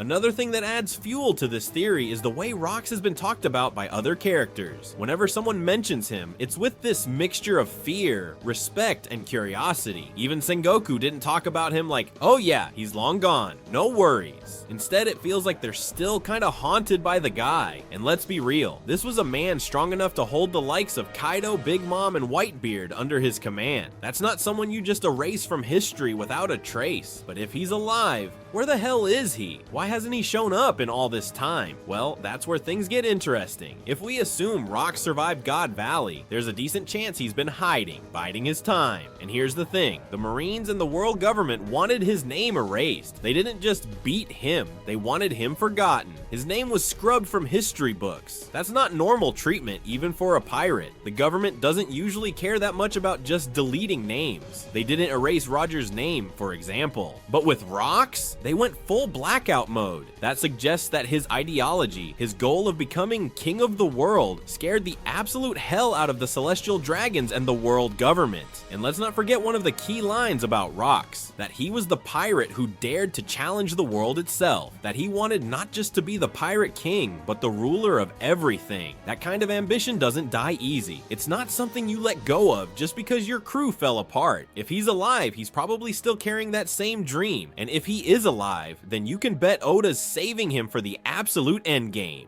Think about how Wano ended. Kaido and Big Mom are out of the picture. At least for now, the Yonko system is crumbling. Blackbeard is making his move. The world government is on the defensive with the revolutionaries pushing hard, and Emu finally stepping into the light. If there's ever been a perfect moment for a final boss figure like Rox to emerge from the shadows, it's now. And here's another angle that makes the theory even more compelling. Blackbeard. We know Blackbeard has a weird obsession with history. His ship is literally called the Saber of Xebec. That's not a random choice. And Blackbeard's whole deal is picking up the pieces left behind by others. Whitebeard's fruit stolen, his own ship and flag, named after Rox, his obsession with darkness and chaos. Feels a lot like he's walking the same path that Rox once walked. So here's the question. Does Blackbeard know something we don't? Has he been in contact with Rox? Or maybe even working under him without fully realizing it? Or could it be that Blackbeard is just the next generation of the same nightmare that Rox once represented? Now, let's talk logistics for a second. How old would Rox be right now? Well, if the God Valley incident was 38 years ago, and if we assume he was at least in his 30s or 40s at that time, that puts him somewhere in his 70s or 80s now. But hey, look at Garp, look at Sengoku, look at Rayleigh. Old doesn't mean weak in One Piece. In fact, the old guys tend to be absolute monsters. So Rox showing up as an old but terrifying figure, totally within the realm of possibility. But here's the real kicker. If he's still alive, it explains why Oda hasn't shown his face. You don't hide someone's face in flashbacks for no reason, especially not someone this important. If he was only going to appear in flashbacks, there's no reason to keep the mystery going. But if he's going to appear in the present timeline, oh, now it makes sense. Now we understand why Oda's holding that card so close to his chest. There's also this little meta detail that fans love to bring up. Oda said years ago that he has a surprise plan that will shake the entire One Piece world. Some people thought it was Gear 5. Some thought it was Joy Boy stuff. But what if part of that surprise is the return of Rox D. Xebec? What if he's not a piece of the past, but a player in the final conflict? The theory doesn't just rely on wishful thinking. It's backed by the way Oda has handled this character narratively. Every choice, from the way Rox was introduced, to the lack of face reveals, to the constant teasing without payoff, feels like setup, like Oda's laying the groundwork for something massive. And given how much the world government fears history, it fits perfectly that their biggest nightmare, the man who once tried to rule the world, might still be out there. There's also the symbolic side of it. One Piece is a story about inherited will, dreams that don't die, even when the dreamers do. But what if sometimes the dreamer doesn't die either? What if Rox represents the literal continuation of his own will? It would flip the whole inherited will concept on its head. Everyone's been inheriting the will of D as Luffy, Roger, Dragon, Law, Blackbeard. But Rox? Maybe he doesn't need anyone to inherit it because he never let it go in the first place. If that's true, then we might be looking at the true final antagonist of One Piece. Not Blackbeard, not Emu, but Rox D. Xebec himself stepping out from the shadows one last time to finish what he started. And honestly, that would be one hell of a payoff. So here's the deal with one of the wildest but also most entertaining theories about Rox D. Xebec. The idea that the reason Oda hasn't shown his face yet is because there's something way too obvious about it. Something that would instantly make every fan, even the most casual ones, go, wait, what? The theory is simple but has massive implications. Rox D. Xebec could actually be the father of Buggy the Clown. I know, it sounds nuts at first, like some gag tier speculation, but let's be real here. Oda has always played with these kinds of tricks where something that seems like a joke turns out to be serious, or at least has a deeper purpose. If you take a second to really think about it, this theory has a surprising amount of logic behind it, and that's what makes it so much fun to unpack. It's not just about the surface level Buggy is a joke character, haha. It's about how Oda builds hype, mystery, and payoff into the very DNA of One Piece. And this theory fits right into that structure like a glove. First off, let's talk about one of the most important details that supports this theory. Rock's face has never been shown, not once. And in One Piece, when a character's face is hidden for that long, especially when that character is supposedly dead or from the past, it's always for a reason. Oda doesn't just hide faces for fun. He does it because the reveal would either spoil something major or because the face itself means something. And here's the kicker. If Rox's face is hidden because it looks too much like Buggy's, specifically the iconic red nose, then suddenly it all clicks into place. Why is Buggy's nose such a big deal in the series? Because it's not just a visual gag. Oda constantly reminds us of it. Every time someone insults him, every time someone describes him, it's always about the nose. Red nose this, clown nose that. It's literally the most recognizable thing about him, and it's not just for laughs. Oda doesn't repeat things for no reason. When a joke is this consistent across 1,000 chapters, it's telling you there's something deeper behind it. Think about it. Buggy's nose has been mentioned so much that it's almost weird how obsessed the narrative is with it. And if Rox also had a big red clown nose, man, that would explain the mystery immediately. The fans would lose their minds. Now, let's get into why it would make story sense.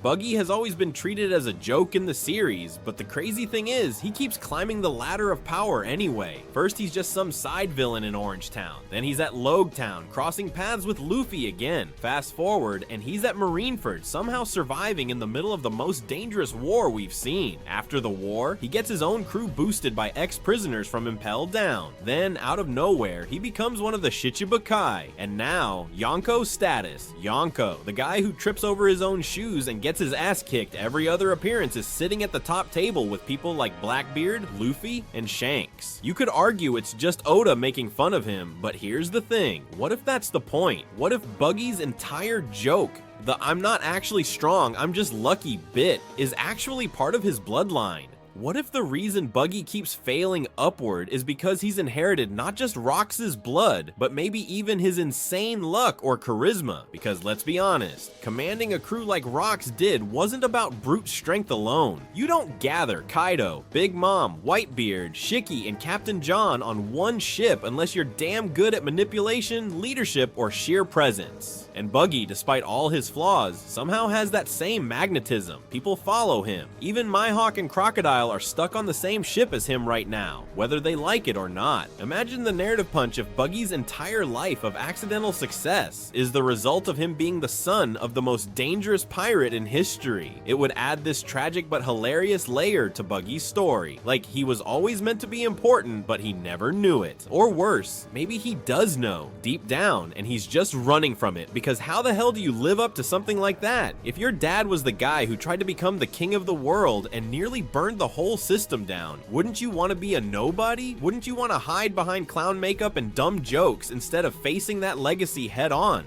It would also explain why Oda is playing this weird long game with Buggy's character arc. Because even though Buggy's been comic relief for so long, every once in a while we get these moments where you can tell there's more going on under the surface. Like when he talks about Roger. Buggy sailed on the same ship as Shanks under Gold D. Roger. That's not small potatoes. Roger didn't just pick up random clowns off the street. There was something about Buggy that made him worthy of being on that crew. And maybe, just maybe, it wasn't because of skill, but because of who his father was. Now here's where things get even crazier. There's this whole speculation about the D in One Piece. The will of D. The people who carry it. The ones who are destined to bring about the great upheaval. Buggy doesn't have the D initial in his name as far as we know. But what if that's another reason why Oda's kept Rox's face and full identity secret? Because if Rox had a red nose and was confirmed as Buggy's father, we'd instantly start asking, does that mean Buggy also carries the D? Is he Buggy D Clown? That would be such an Oda move, honestly. A complete subversion of expectations. Everyone's expecting the D Clan to be these big, heroic, powerful figures. But here's Buggy, the ultimate underdog, the living meme, quietly carrying the D without anyone knowing. It would be the biggest twist and one of the most poetic plays Oda could pull.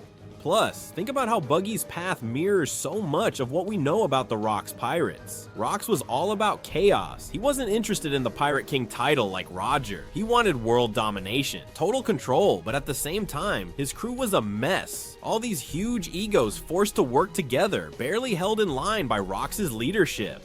Buggy's Cross Guild? Kind of the same energy, right? Mihawk and Crocodile have their own goals. They're not really following Buggy because they believe in him. They're just stuck in the chaos, but somehow Buggy holds the center. Even by accident, he's the glue that keeps it all together. Sounds familiar? Yeah, that's the Rocks dynamic all over again. What's even more fascinating is how Oda could use this reveal to deepen Buggy's character in a way that still keeps his comedy intact. Imagine the reveal happening not in some epic battle, but in a moment of complete disaster for Buggy. Like he's running away from a fight, someone insults his nose again, and then out of nowhere, a major character drops the bomb. You look just like your father. And when Buggy freaks out, trying to deny it, the truth spills out piece by piece. Maybe there are records, maybe someone like Garp, Sengoku, or even an ex-member of the Rocks crew confirms it. And in classic Oda fashion, the reveal would be dramatic, funny, and devastating all at the same time. This also opens up so many doors for the endgame of One Piece, because if Buggy is Rocks' son, that gives him a direct tie to the final conflicts of the series. It puts him right into the middle of the power struggle, whether he wants it or not.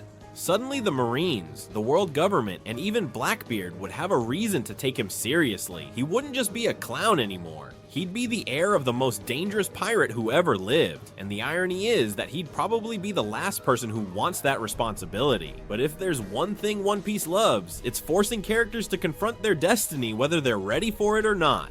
Luffy is Joy Boy, whether he knows it or not. Law carries the D and has been dragged into the D legacy. Even Blackbeard, with all his scheming, might be a puppet of fate more than he realizes. Buggy stepping into that same spotlight, the spotlight he's been dodging his whole life, would be the ultimate punchline and the ultimate payoff. Another little breadcrumb worth mentioning, the constant parallels between Buggy and Shanks. They started on the same ship, had the same opportunities, but went in completely different directions. Shanks became the respected Yonko, the cool-headed, powerful leader. Buggy became the joke, but imagine how brutal that would feel if Buggy always knew that his bloodline was actually more infamous than Shanks. If deep down he's been carrying this weight, this legacy he never wanted, while watching Shanks rise without that kind of burden, it adds a whole new layer to their relationship. Maybe Shanks knows the truth, maybe he doesn't. But either way, the contrast between them gets way more interesting if Buggy is the one tied directly to Rocks. And here's where Oda could really go wild with the payoff, because if Buggy has that connection, it could also give him a sudden moment of true importance when the world starts falling apart. Maybe it's not about him fighting the final battle or becoming Pirate King. Maybe it's about him being the unexpected key to stopping something or unlocking a piece of the lost history. Oda loves to hide serious plot points behind the funny characters. Hell, the whole series is named after a joke. One Piece sounds like a goofy name, but the treasure at the center of it all could be the biggest truth in the world. So wrapping it all together, the theory that Rocks D. Zebek is Buggy's father isn't just some silly haha clown nose joke. It actually fits right into the structure of how One Piece tells its story. The consistent nose gag, the hidden face of Rocks, the weird way Buggy keeps rising in power, the parallels between him and the Rocks crew, the potential D connection, it all builds up to something that feels totally possible in Oda's world. And honestly, if this turns out to be true, it would be one of the greatest narrative twists in One Piece history. Equal parts funny, tragic, and brilliant. Exactly the kind of twist Oda loves to hit us with when we least expect it. One of the most talked about theories when it comes to Rocks D. Zebek, and honestly one that makes a scary amount of sense if you sit down and really think about it, is the idea that Rocks was actually the original user of the Yami Yami no Mi, the same darkness fruit that Blackbeard has right now. This isn't just random speculation pulled out of thin air either. This theory ties directly into the core themes of One Piece, and the weird parallels between Blackbeard and Rocks that have been sprinkled throughout the series. The more you dig into it, the more it starts feeling like Oda has been leaving these little breadcrumbs for us all along, and this theory just connects the dots in a way that honestly feels too perfect to ignore. So let's break down why this would make sense. First, you have to look at Blackbeard's obsession with the Yami Yami no Mi. This guy spent decades playing the long game inside Whitebeard's crew, hiding in plain sight, waiting for the exact moment to snatch this fruit. And the moment he got it, he treated it like it was the ultimate prize. Like this was the key to everything he's ever wanted. That's not normal. We've seen people hunt for powerful fruits in One Piece before, but the way Blackbeard talks about the Yami Yami no Mi is different. He says things like, "This fruit chose me," and acts like like it's his destiny. There's a deeper connection between him and this fruit that feels spiritual, almost religious. But what if that connection isn't just about fate or will? What if that fruit used to belong to someone he idolizes, someone whose dream he's carrying forward? That's where Rox comes in. Remember that Blackbeard's ship is literally called the Saber of Xebec. He didn't name it after Whitebeard. He didn't name it after Roger. He named it after Rox D. Xebec, a pirate from a generation before his time. That's not some casual name drop. That's straight up homage. And considering how obsessed Blackbeard is with history, with learning the true nature of the world, with inheriting the wrong kind of will, it makes total sense that he would follow in Rox's footsteps.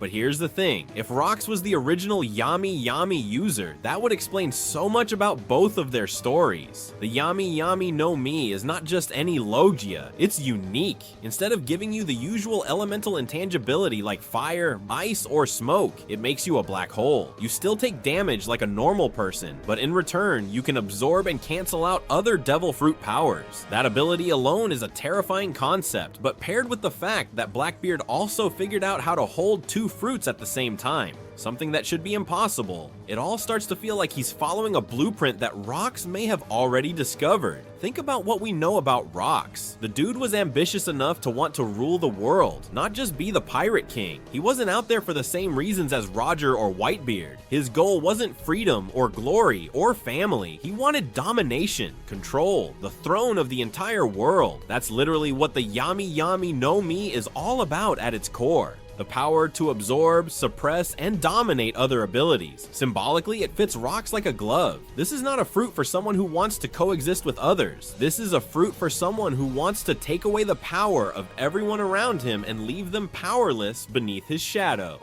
Now, let's connect this to the narrative of God Valley. If Rox really did have the Yami Yami no Mi, it makes total sense why the world government would be so desperate to erase every trace of him. They didn't just defeat him, they tried to wipe him from the history books entirely. That's next level erasure, and we know that the world government only goes to that extent when someone is seriously dangerous. Not just strong, but dangerous to the balance of the entire system. Think about O'Hara and the scholars trying to uncover the Void Century. Same deal.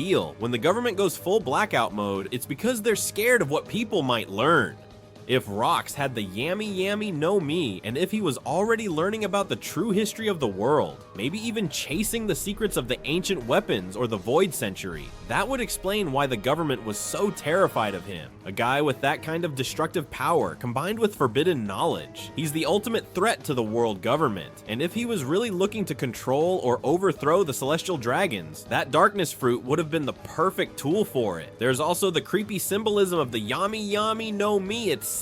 It's darkness. It's the void. It's literally described as the fruit of darkness. Oda is not the type of writer to just slap on names like that for no reason. Everything in One Piece has layers of meaning. And what better fruit to give the guy whose ambition was to cast his shadow over the entire world? The darkness fruit doesn't just give Rox power, it matches his ideology perfectly. Then there's Blackbeard's line about the fruit choosing him. If the Yami Yami no Mi had a previous owner as powerful as Rox, that phrase takes on a whole new meaning. Maybe the fruit retains some of the will of its previous users. Maybe the fruit is drawn to certain kinds of people who share the same twisted ambition. That would also explain why Blackbeard is able to use the fruit so effectively right out of the gate. He's not just another random user. He's someone who understands what the fruit was designed for, someone who's studied the life of its previous owner, maybe even learned tricks from Rox's legacy. It also gives a lot more weight to Blackbeard's obsession with eating a second devil fruit, because let's not forget, Rox was surrounded by monsters. Kaido, Big Mom, Whitebeard, Shiki. You think a guy like that would settle for being on the same level as his subordinates? Hell no. If there was anyone crazy enough to experiment with multiple fruits back in the day, it would be Rox. But maybe the reason the world believes it's impossible is because the one guy who figured it out got wiped out before he could pass the knowledge on. That would make Blackbeard the inheritor not just of Rox's will, but also of his methods, his strategy, maybe even his research. This is where the theory gets even deeper, because if you assume Rox had the Yami Yami no Mi, and if you assume he was messing with the idea of multiple devil fruits, then Blackbeard's entire plan suddenly makes sense as a continuation of that same vision.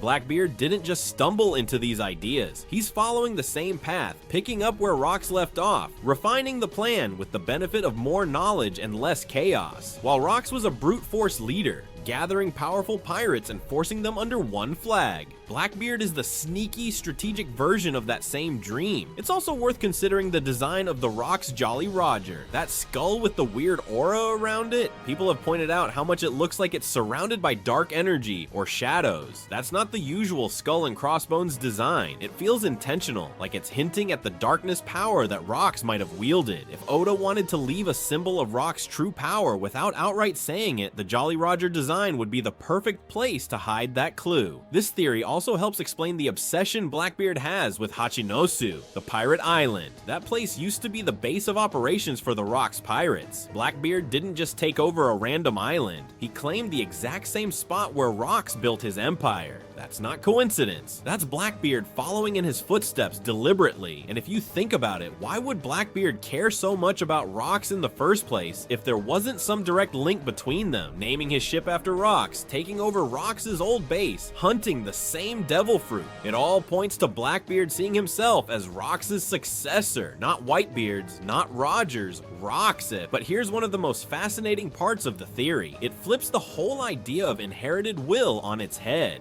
Up until now, we've been taught that inherited will in One Piece is mostly about the good guys. Roger's will inherited by Luffy, Oden's will carried by Momonosuke. But what if will can be inherited by villains too? What if Rock's will of domination, chaos, and absolute control didn't die with him? It got passed on to Blackbeard through the fruit, through knowledge, through legacy. That would make the final confrontation between Luffy and Blackbeard not just about pirates fighting for treasure, but about two opposing inherited wills clashing for the future of the world.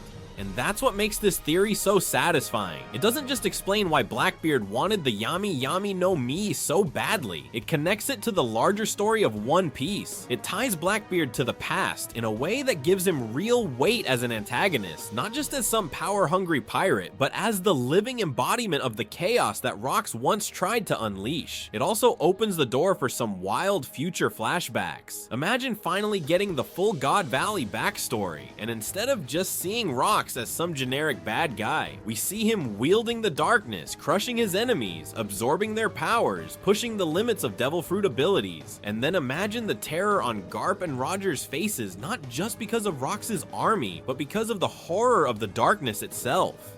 That would make the Battle of God Valley not just a showdown between pirates and marines, but a battle against literal darkness, the same darkness that Blackbeard now controls. If Oda decides to confirm this theory, it would elevate Blackbeard from being the sneaky guy with two fruits to being the inheritor of the most dangerous pirate dream in history, and it would explain why Blackbeard feels like such a uniquely dangerous threat compared to anyone else Luffy has faced. He wouldn't just be another obstacle on the way to the One Piece, he'd be the full evolution of the nightmare that Rox once was. And honestly, that would make Blackbeard the perfect final antagonist, because it wouldn't just be Luffy fighting a guy with crazy powers. It would be Luffy fighting the ultimate representation of domination, control, and darkness. The exact opposite of everything the D-Clan stands for. The exact opposite of Roger's dream of freedom. So yeah, at first this theory sounds like just a fun what if, but the more you dig into it, the more it feels like it could be the real deal. The Yami Yami no Mi wasn't just sitting around waiting for Blackbeard by accident. It was part of a legacy, a curse maybe, a will of its own. And Blackbeard, he's the one crazy enough, ambitious enough, and ruthless enough to pick it up and keep running with it. If that's true, then we haven't just been watching Blackbeard's rise to power. We've been watching the rebirth of Rox D. Zebek's dream, wearing a new face, holding the same darkness. And that makes the endgame of One Piece so much more intense than just a race for treasure. It makes it a battle for the soul of the entire world. The fourth theory about Rox D. Zebek suggests something pretty wild, but also fascinating if you stop and think about how devil fruits and souls work in the world of One Piece. The idea is that Rox might have been the original user of the Yomi Yomi no Mai, the Revive fruit, the exact same one that Brook has today. This isn't just a casual, oh maybe he had this fruit type of theory. This idea digs deep into how the mechanics of death, devil fruits, and souls function in the story, and it uses that logic to suggest suggests that Rocks might not have truly died at God Valley. Instead, he might have ended up in a situation similar to Brooks, but way darker, with his soul lingering around without being able to return to his body because that body was either destroyed or sunk at the bottom of the sea. What makes this theory so interesting is that it doesn't rely on simple wishful thinking like maybe he escaped. It uses the canon rules we already know. The Yomi Yomi no Mi allows its user to come back to life after death, but it doesn't just magic the body back into perfect condition. If the body is inaccessible, like in Brooks' case where he couldn't find his body for years, the soul can be left wandering, stuck in limbo, unable to properly return to the physical world. That's why Brook came back as a skeleton. The power was still active, but the body was too far gone. Now, imagine Rocks in that exact same situation, but under much worse circumstances. God Valley wasn't just any battle,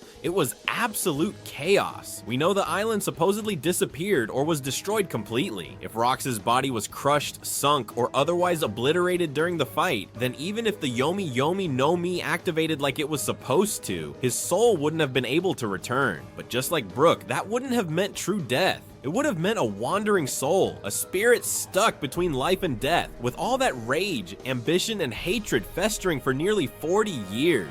Now, here's where things start to get really crazy. Think about the willpower someone like Rocks must have had to lead monsters like Kaido, Big Mom, and Whitebeard. This wasn't some small-time pirate who stumbled into power. This was a man with charisma, force, and vision strong enough to command the most dangerous pirates of his generation. If someone like that became a soul trapped in the world, you can bet that soul wouldn't just float around quietly. We're talking about the kind of spirit that could manipulate, influence, and maybe even possess. This isn't your average ghost story. This is the soul of one of the most terrifying figures in the world, refusing to die, refusing to let go of his dream. The big question here is whether this would even be possible within the logic of One Piece. But if you really look at the details, Oda has already laid down the groundwork for this to make sense. Souls and life force are actual, tangible things in the One Piece world. We see Big Mom using the Soru Soru no Mi to interact with souls directly, ripping life force from people, implanting it into objects, creating homies. Brook himself uses his soul energy as a fighting technique. Soul-based attacks that literally burn through homies or freeze them.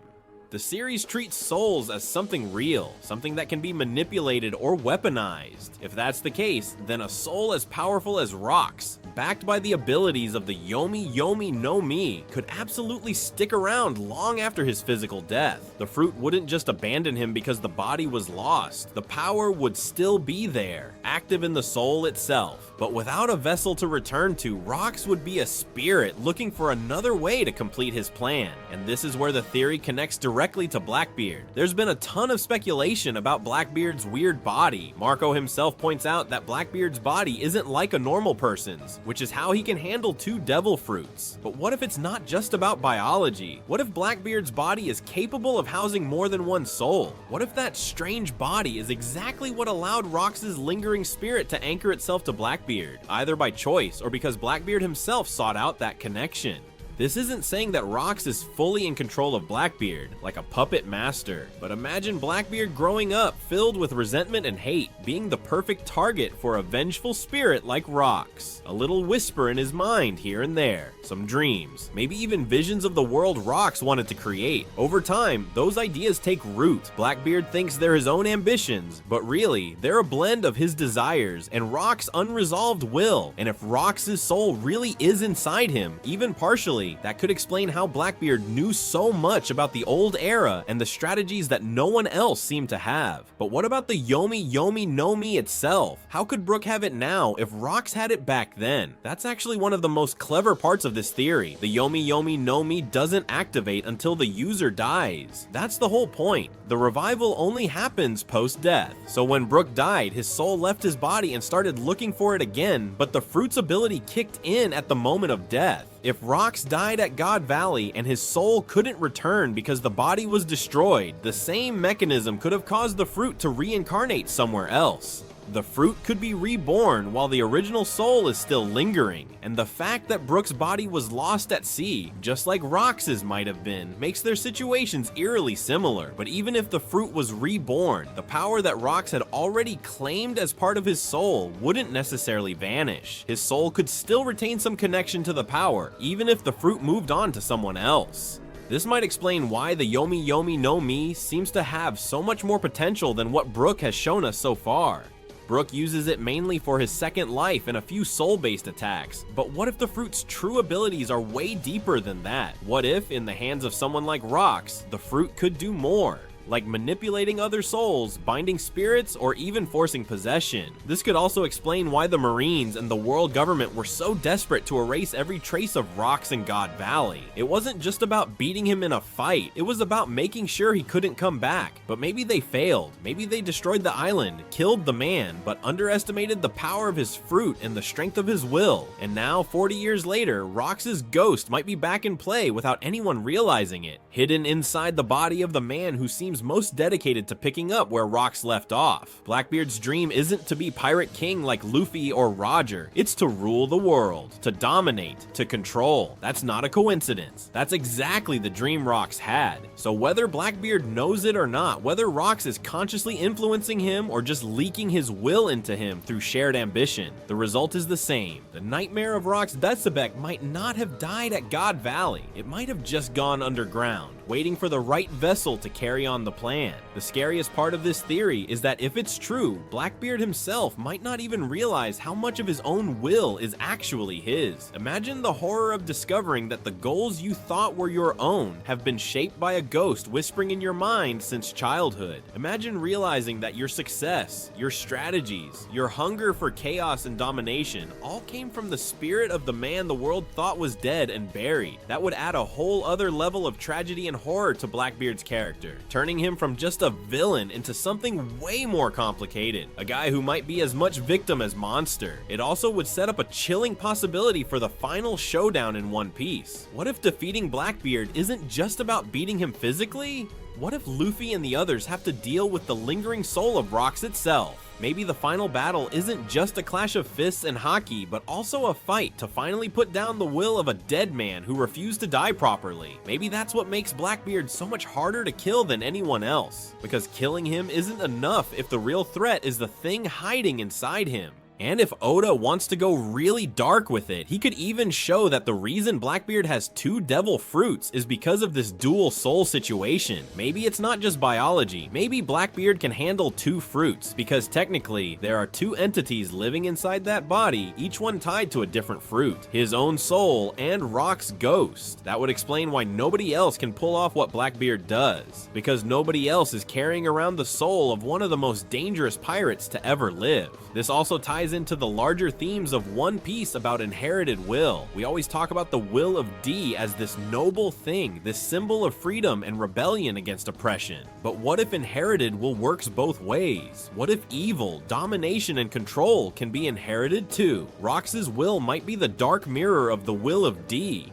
a corrupted version of that unstoppable spirit, and Blackbeard, whether willingly or not, could be the living proof of that. All of this would turn the concept of the will of the dead into a literal active force in the final saga. It wouldn't just be about history repeating itself metaphorically, it would be history literally coming back to haunt the living. In the end, this theory isn't just fun because it's spooky or supernatural. It works because it fits perfectly into the established world of One Piece. It uses the rules we already know. The way devil fruits work, the concept of souls, the cycle of death and rebirth, and it applies them to one of the biggest mysteries in the series in a way that explains so much of what we've seen without breaking the logic of the story. And if it's true, it means the fight against Blackbeard isn't just the fight against a pirate who wants power, it's the fight to finally put an end to Rox Dezebek's nightmare once and for all. One of the most interesting and surprisingly logical theories about Rox Dezebek is the one that suggests he might not have been the monster the world government made him out to be. The idea here is not that Rox was some misunderstood saint or secret hero, but that the story we've been told about him, the whole evil, world-dominating psycho who gathered the worst criminals to burn the world down narrative, might be only half the truth, if not a complete fabrication.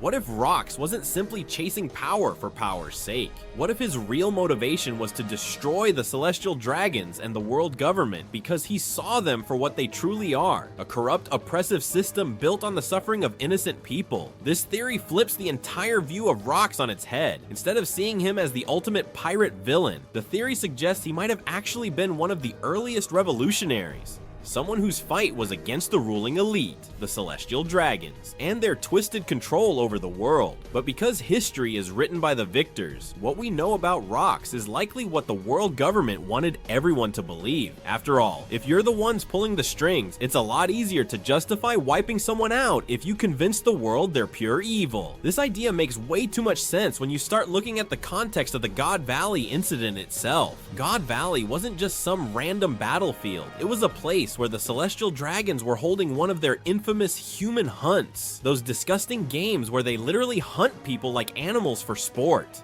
We know this because Oda confirmed that was happening at God Valley, and that's why Garp was even there in the first place, to protect the Tenryubito. But why would Rox specifically go to God Valley? The standard explanation is, he wanted to become king of the world, but that's too vague. If that was all he wanted, why show up at that exact moment, at that exact place, right when the Celestial Dragons were gathered together for their little sadistic festival? It makes way more sense that Rox went there to hit the system where it hurts. If your goal is to end the oppression caused by the Celestial Dragons, you don't just fight the Marines head on, you strike when the oppressors themselves are exposed. God Valley was basically a huge gathering of the top dogs of the world government, the perfect opportunity to cut off the head of the snake. If Rox's plan was to eliminate the Celestial Dragons directly, then suddenly everything about the God Valley incident takes on a whole new meaning. Think about the way the Marines have always tried to keep the truth about certain events hidden. The Void Century covered up. Ohara's research wiped out. The Will of D ? Still shrouded in mystery. So why wouldn't they do the same with Rox? If he wasn't just some power-hungry lunatic, but actually had a goal that would make people sympathize with him, like freeing slaves and ending the rule of the Tenryubito, then of course the government would spin the narrative. They'd make sure no one remembered him as anything but a tyrant. They'd make sure no one even dared to question their version of history. There's also the fact that none of the actual participants from that era have ever directly called Rox evil. When Sengoku explains the history of Rox, he says that Rox wanted to become king of the world, but he never really explains how or why. There's no detail about Rox's ideology from anyone who actually knew him. Garp, who was there, doesn't openly talk about what Rox did or said. Even Big Mom and Kaido, both former members of his crew, haven't given any personal testimony about what Rox was really like. The silence speaks volumes. If Rox was truly this psychotic madman, you'd think there'd be more first-hand accounts calling him out specifically. But instead, all we have is what the government tells us. This is where the theory becomes even more compelling. If Rox was targeting the Celestial Dragon specifically, it would mean his crew, as chaotic and unstable as it was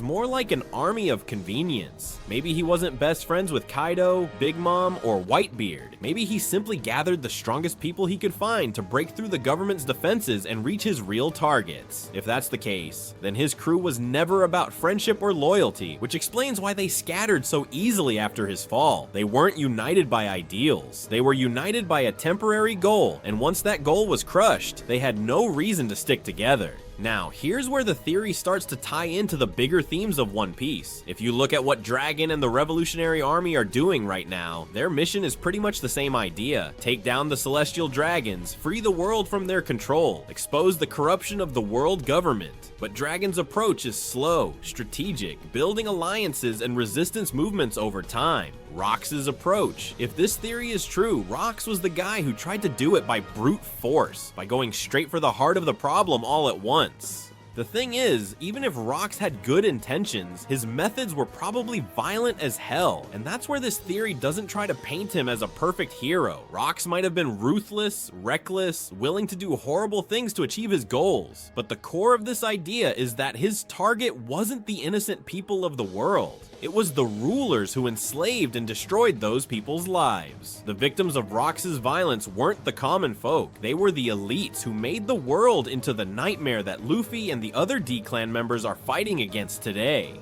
The Revolutionary Army and the D-Clan standing against the Celestial Dragons makes this idea feel even more plausible. If the D-Force is tied to people who oppose the Celestial Dragons, it wouldn't be shocking if Rox, as a D, shared that same hatred for the world government's regime. His methods might have been wrong, but the goal itself, breaking the system, would line up perfectly with the deeper conflict that's been brewing throughout the entire story. If this theory is true, it also explains why Rox's name is erased from history, while Roger's isn't. Roger was dangerous, sure, but he wasn't directly trying to wipe out the Celestial Dragons. He found the One Piece and learned the truth about the world, but he didn't move to destroy the system. Rox, on the other hand, attacked the system at its core. He didn't just learn about the Void Century, wait, he actively tried to tear down the structure that covered it up. That's why Rox had to be erased completely, not just defeated, not just imprisoned. Erased? No one can be allowed to remember him as anything but a monster. And if you think about how often Oda plays with the idea of history being manipulated, this theory fits right into that pattern. The Void Century was wiped out of the records. The truth about Ohara was destroyed. The history of Joy Boy is still a mystery. Every time someone gets close to exposing the truth, the world government steps in to silence it. Why would it be any different with Rox? Another detail that adds weight to this theory is the way Oda has handled the portrayal of the Marines themselves. Garp is called a hero for what happened at God Valley, but we know Garp hates the Celestial Dragons. He refuses to become an admiral because he doesn't want to serve them. That's always felt like a weird contradiction. Why would the hero of the Marines despise the very people he supposedly protected at God Valley? But if Garp saw what was really going on, if he knew that Rox wasn't completely wrong about the Celestial Dragons, that could explain Garp's complicated feelings about the whole thing. This might also explain why Sengoku talks about Rox in such a strange, hesitant way. He doesn't sound like he's giving the whole story. He sounds like someone reciting the official line because that's all he's allowed to say. Sengoku is a good soldier, but he's also smart enough to question the system he works for. If he knows there's more to the story of Rox but can't say it out loud, that would make perfect sense.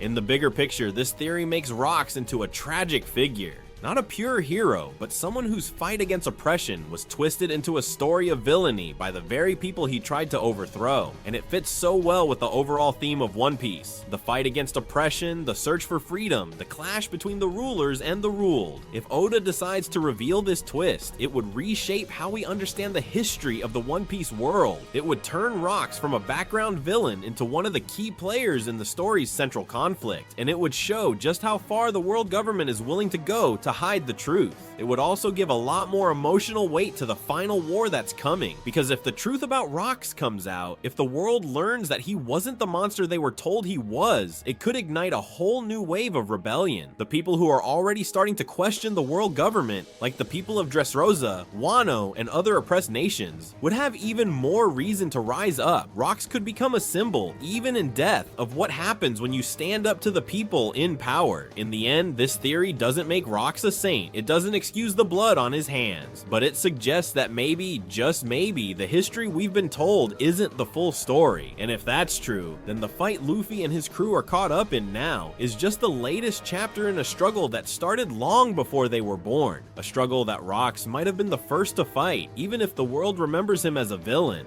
The sixth theory about Rox D. Zebek takes a turn into one of the more psychological and narrative-focused ideas out there, but it's one that the more you think about it, the more it makes scary sense. The core of the theory is that Rox might not just be connected to Blackbeard in the sense of he was an idol or Blackbeard is following his legacy, but that Blackbeard could actually be the reincarnation of Rox D. Zebek, not possessed by him, not influenced by his ghost, but literally his soul reborn into a new body. Blackbeard is Rox, living his second life without consciously knowing it, or perhaps knowing it all along. This theory sounds crazy at first, but it actually ties into the central themes of One Piece better than you'd expect. Oda has always been playing with the concept of inherited will, with dreams that don't die even when the dreamer is gone. The D-Clan especially represents this idea that the flames of the will are passed down from one person to the next, generation after generation, but this theory pushes that idea a little further. What if sometimes that will isn't just inherited? What if in certain cases it's reborn directly through reincarnation? What if the strongest, most stubborn wills in the One Piece world don't just pass on their dreams? They come back themselves, reborn into new vessels, whether intentionally or as part of some deeper law of the world. The key piece of this theory is the strange body that Blackbeard has. Marco points this out directly during the Marineford War. Blackbeard's body isn't like a normal human body. It allows him to hold more than one devil fruit. That alone is already one of the biggest mysteries in the series, because Oda has made it clear through various sources that the body cannot normally contain 2 devil fruits. But Blackbeard pulls it off like it was part of the plan all along. Fans have been theorizing about the nature of Blackbeard's body for years. Some say it's because he's a Cerberus model Zoan user. Some say he's a triplet fused into one being, and others lean toward the idea of him having multiple souls inside him. But this reincarnation theory offers another answer. What if Blackbeard's body is weird because it's not just Blackbeard's body? What if it's the reincarnated vessel of Rock's D. Zabek? Reincarnation isn't something that One Piece has talked about directly very often, but it's hinted at through the concept of inherited will. When Doflamingo talks about the throne of the world always needing someone to sit on it, when Roger speaks about Joy Boy being someone from the future who will finish what he couldn't, the idea of people being chosen or meant to fulfill certain roles in history keeps coming up. Joy Boy himself is the best example, Luffy becoming the new Joy Boy through the awakening of his fruit. But Oda leaves the idea ambiguous enough that we don't know whether Joy Boy is just a title, a role, or an actual reincarnation. So if Joy Boy can be reborn through Luffy, why couldn't Rocks be reborn through Blackbeard, a first to fight, even if the world remembers him as a villain? The parallel between Joy Boy and Rocks here is critical. Joy Boy represents freedom, the smile, the liberation of the world. Rocks is the opposite. Domination, control, darkness. Where Joy Boy brings life, Rocks represents the void. And what's Blackbeard's fruit? The Yami Yami no Mi, the darkness fruit, a Logia that represents the void itself, capable of absorbing light and other powers. Symbolically, this makes Blackbeard the perfect reincarnation of someone like Rocks. The darkness fruit isn't just some random power Blackbeard stumbled into. It's the natural match for the rebirth of a man whose entire dream was to control the world under his shadow. Blackbeard's obsession with power also aligns perfectly with this idea. Most pirates in One Piece have dreams that go beyond just raw power. Luffy wants freedom. Roger wanted to see the world's secrets. Whitebeard wanted family. Even Kaido and Big Mom, as twisted as they were, had personal goals beyond just being strong. But Blackbeard, his dream is naked ambition. He wants to rise to the top at any cost. He's willing to use manipulation, betrayal, murder, and theft to get there. That's exactly the kind of ambition we'd expect from someone like Rocks, whose goal was said to be world domination, not just Pirate King, king of everything. If Rocks' dream was about crushing the celestial dragons and taking the throne of the world, Blackbeard's current moves align directly with continuing that same plan. Another piece of this theory that adds weight is the sheer amount of historical knowledge Blackbeard seems to have. He knows about the darkness fruit's true power, he knows how to hunt and steal devil fruits, he even seems to know about the meaning of the D in ways most characters don't. This isn't just a man who read a lot of history books. This feels like someone with insider knowledge, like someone whose past life memories might be surfacing without him fully understanding why. Or maybe he does understand. Maybe Blackbeard has known all along that he's the reincarnation of Rocks, and that's why he moves through the world with so much confidence, like every step is part of a plan that's been playing out for decades. It's also interesting to consider Blackbeard's line about dreams. One of his most famous quotes is that a man's dream will never die. He says this in Jaya, and at the time it sounds like a beautiful sentiment, but if you read that line through the lens of reincarnation, it takes on a whole new meaning. It's not just about legacy, it's about the actual continuation of the dreamer through rebirth. Blackbeard might be living proof that some dreams refuse to die because the soul that carries them literally comes back.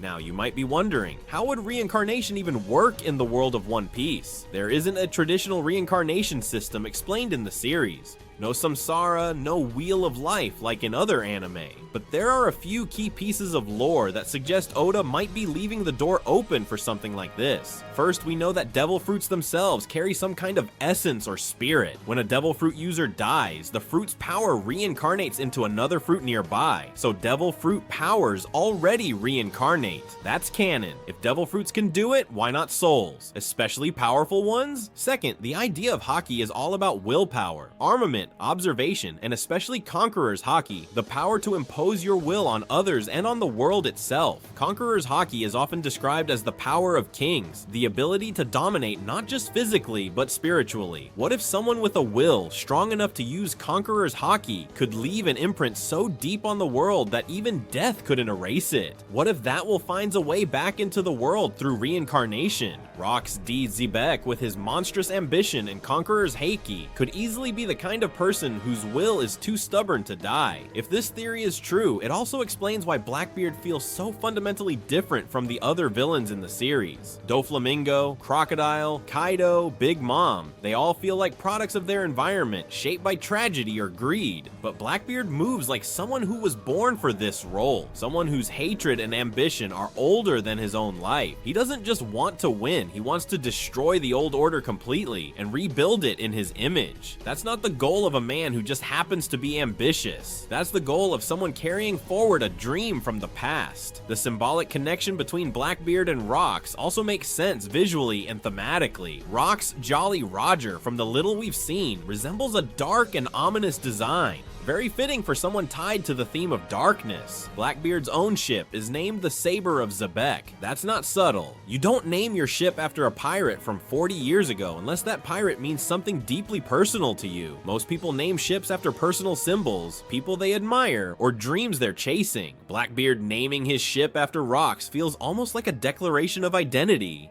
It also answers one of the weirdest questions about Blackbeard's rise to power. How did this nobody from Whitebeard's crew, someone who stayed in the shadows for decades, suddenly step up and start executing one of the most successful power grabs in history? Killing Thatch, stealing the Yami Yami no Mi, turning an ace to gain Shichibukai's status, recruiting the worst criminals from Impel Down, snatching Whitebeard's Gura Gura no Mi. Every move was calculated, aggressive, and perfectly timed. That level of strategic brilliance doesn't feel like something Blackbeard just figured out on his own, but it makes perfect sense if he's the reincarnation of a pirate mastermind who already tried once to take the world. This reincarnation theory also makes Blackbeard's character arc much darker and more tragic. If Blackbeard is truly Rox reborn, there's a chance that his drive toward chaos and domination isn't entirely his own. Maybe part of him doesn't even fully understand why he wants what he wants. Or maybe he does, and that makes him even more terrifying. Either way, it paints Blackbeard as the ultimate embodiment of the idea that some dreams, especially the worst ones, are too stubborn to die. At the same time, this theory raises the stakes for Luffy's journey as well, because if Luffy is Joy Boy, the reborn symbol of freedom and liberation, then Blackbeard as the reincarnation of Rox would be the perfect opposite. Not just a rival pirate, but a literal reincarnation of the world's darkest ambition. Two souls from the past, reborn in the present, clashing for the future of the world. It's the perfect narrative symmetry. In the end, whether Oda confirms reincarnation outright or keeps it symbolic, the pieces are all there. Blackbeard's obsession with Rox, his strange body, his ruthless ambition, his connection to the darkness fruit, and his role as the ultimate foil to Luffy. All of it adds up to a much bigger story than just power-hungry pirate wants to be king. If this theory is right, Blackbeard isn't just continuing Rox's will. He is Rox, back for round 2, ready to finish the fight he lost at God Valley. And if that's true, then the real final war of One Piece won't just be about the living. It'll be about the unresolved battles of the dead, playing out through the next generation with the future of the entire world hanging in the balance. The central idea of this theory presents something that at first glance seems far-fetched, but with the arguments presented, it could make some sense. Monkey D. Dragon and Rox D. Zebek might be the same person. In other words, the mysterious leader of the Revolutionary Army, known for challenging the world government, could actually be the legendary captain of the Rox Pirates, who decades ago terrorized the seas with a feared and powerful crew. The theory is based on the idea that although these two characters appear completely different in their circumstances and goals, there is a deeper connection that could link them. On one hand, we know that Rox was an ambitious pirate who directly confronted the Celestial Dragons and the world government, which is also a defining trait of Dragon's mission in the present. On the other hand, the fact that we have never seen Rox's face opens the door to all kinds of speculation about his true identity. The intriguing point here is not just the potential connection between these two characters, but also the fact that One Piece's narrative has portrayed Dragon as someone who operates in the shadows, leading a revolutionary revolutionary movement while little is known about his past. This, combined with the mystery surrounding Rox's disappearance at God Valley, creates the perfect space to consider that these two characters could be two sides of the same coin, with a drastic change in motivations and methods after that event. This premise raises important questions. What would cause someone like Rox to change course and become Dragon? What happened at God Valley that not only transformed him into a new figure, but also led him to completely conceal his previous identity? These are the mysteries that the theory seeks to explore, presenting the possibility that Dragon is the continuation of Rox, albeit with a renewed and perhaps redeemed focus. To understand why this theory holds some ground, we first need to delve into who Rox D. Xebec was, and why his figure is so significant in the world of One Piece. This character led one of the most terrifying and powerful crews in history, the Rox Pirates, a group that, to give you an idea, included titans like Whitebeard, Kaido, Big Mom, Shiki, and even the infamous Captain John. In other words, not only was Rox feared, but he must have possessed extraordinary charisma and power to gather and command such monstrous individuals. The Rox crew was unlike any other. These pirates were not comrades, but a group of extremely ambitious individuals who worked together because they shared common interests, primarily power and treasure. However, their reign didn't last forever. 38 years ago, in a place known as God Valley, the crew was destroyed in an epic confrontation against Gall D. Roger and Monkey D. Garp, who temporarily allied to stop them. This event marked the end of the Rox Pirates, and it is presumed that Rox himself died in the battle, along with the disappearance of the island itself. What's curious is that, despite Rox's historical importance, we have never seen his face. All we have are silhouettes or vague details, but no clear image. This detail doesn't seem accidental, as in One Piece, the mystery surrounding certain characters often serves a narrative purpose. This has led to theories like this one, suggesting that Rox's identity might have been repurposed in some way, giving rise to someone new, Monkey D. Dragon. Another key detail is that, after the fall of the Rox Pirates, the remaining members went their separate ways and became legendary figures such as emperors and great pirates. However, there is virtually no record left of Rox himself. This reinforces the idea that if he survived, he must have gone into hiding or assumed a new identity, which aligns perfectly with the narrative of this theory. In summary, Rox was such a significant and feared figure that his mysterious disappearance, along with the fact that we have never seen his face, makes him the perfect candidate for the theory that he might have adopted a new life as Dragon, a man whose ideals seem to echo the ambitions Rox might have had at his peak.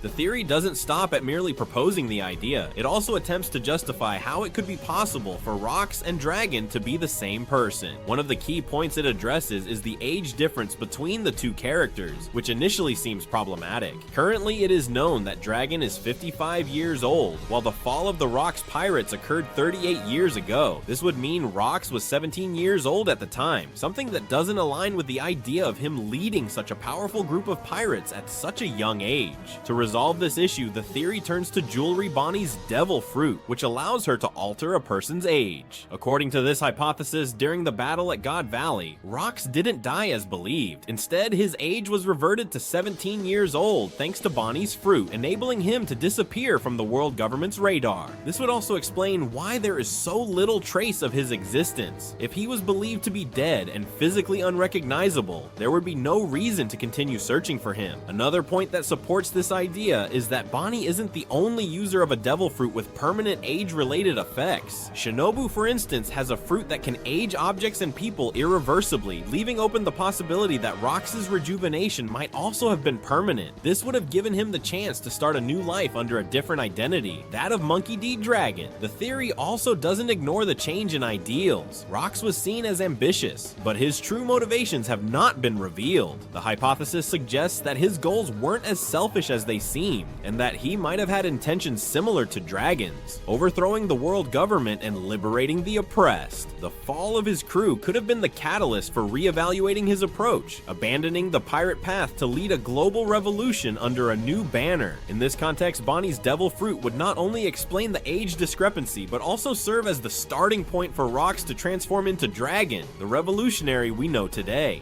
One of the most intriguing aspects of this theory is how it addresses the relationship between Dragon and the monkey family, particularly his connection to Garp and Luffy. In One Piece, familial relationships are often a central theme, and this hypothesis attempts to provide an explanation that, while complex, aligns with the known pieces of the puzzle so far. The theory suggests that Dragon might not actually be Garp's biological son, which would explain why they don't resemble each other physically. Instead, it proposes that Garp had a daughter, Luffy's mother, who married Dragon. According to this idea, after Garp's daughter passed away, Dragon adopted the monkey surname as a symbolic gesture, maintaining the family lineage and carrying on the name. Another version of the theory suggests that Dragon might not even be Luffy's biological father, but rather an adoptive figure or someone who cared for him from afar. This would fit with the fact that Dragon was never present in Luffy's life, but still showed an interest in protecting him, such as when he sent Ivankov to Marineford to help save him. This type of relationship is compared to characters like Kuma and Bonnie, where there's no direct blood connection, but there is an emotional or moral bond driving their actions. These ideas also attempt to explain the physical and personality differences between Dragon and the other members of the monkey family. On one hand, Luffy and Garp are much more extroverted and carefree, while Dragon is reserved, serious, and strategic. This reinforces the notion that Dragon might not come directly from Garp's biological line, but has taken a place within the family due to external circumstances. Finally, these theories add another layer to the mystery surrounding Dragon, a character about whom very little is known. While the theory is speculative, it offers a possible reason for Dragon's distance from the monkey family and his almost obsessive focus on the revolution, a complex past as rocks, and the need to protect Luffy from the consequences of his actions. This, at the very least, would justify why Garp and Dragon appear to have a distant relationship and why Dragon has remained on the sidelines, both in his son's life and in his supposed father's. As with any theory, criticisms and doubts are inevitable, and this one is no exception. While the idea that Dragon and Rox D. Zebek are the same person has some intriguing aspects, it also faces significant issues that are hard to overlook. Two of the most questioned points are the temporal inconsistencies and the family relationships. The first major obstacle is the issue of age. Although the theory attempts to justify Rox's rejuvenation through Jewelry Bonnie's devil fruit, this remains speculative. So far, it hasn't been confirmed in One Piece that the effects of her fruit can be permanent, especially when applied to someone else. Moreover, while the manga has shown other cases of abilities that alter age, such as Shinobu's fruit, it's unclear if these properties work similarly, leaving an important logical gap in this hypothesis. On the other hand, the mystery surrounding Dragon's family also raises unanswered questions. For instance, if Dragon isn't Garp's biological son, why would he carry his surname? And if he isn't Luffy's real father, how can his interest in protecting him be justified beyond a simple symbolic or moral bond? These narrative gaps are points that the theory tries to address, but doesn't manage to resolve convincingly, leaving room for its viability to be questioned. Another detail that complicates accepting this idea is Rox's character and ideals, which have been presented as ambitious and willing to work with extremely dangerous individuals to achieve his goals. Although the theory suggests that Rox might have had a more altruistic background, this seems to contradict the image the manga has built so far. Rox's transformation into Dragon would require not only a physical change, but also a radical personal evolution, something that, while possible, would be difficult to justify without resorting to forced explanations. Finally, the fact that Eiichiro Oda has never shown Rox's face or delved deeply into Dragon's past might simply be a narrative choice to maintain the mystery, without any direct connection between them. While the lack of details fuels theories like this, it could also mean that both stories are intended to develop independently. In conclusion, although the theory offers creative solutions to these inconsistencies,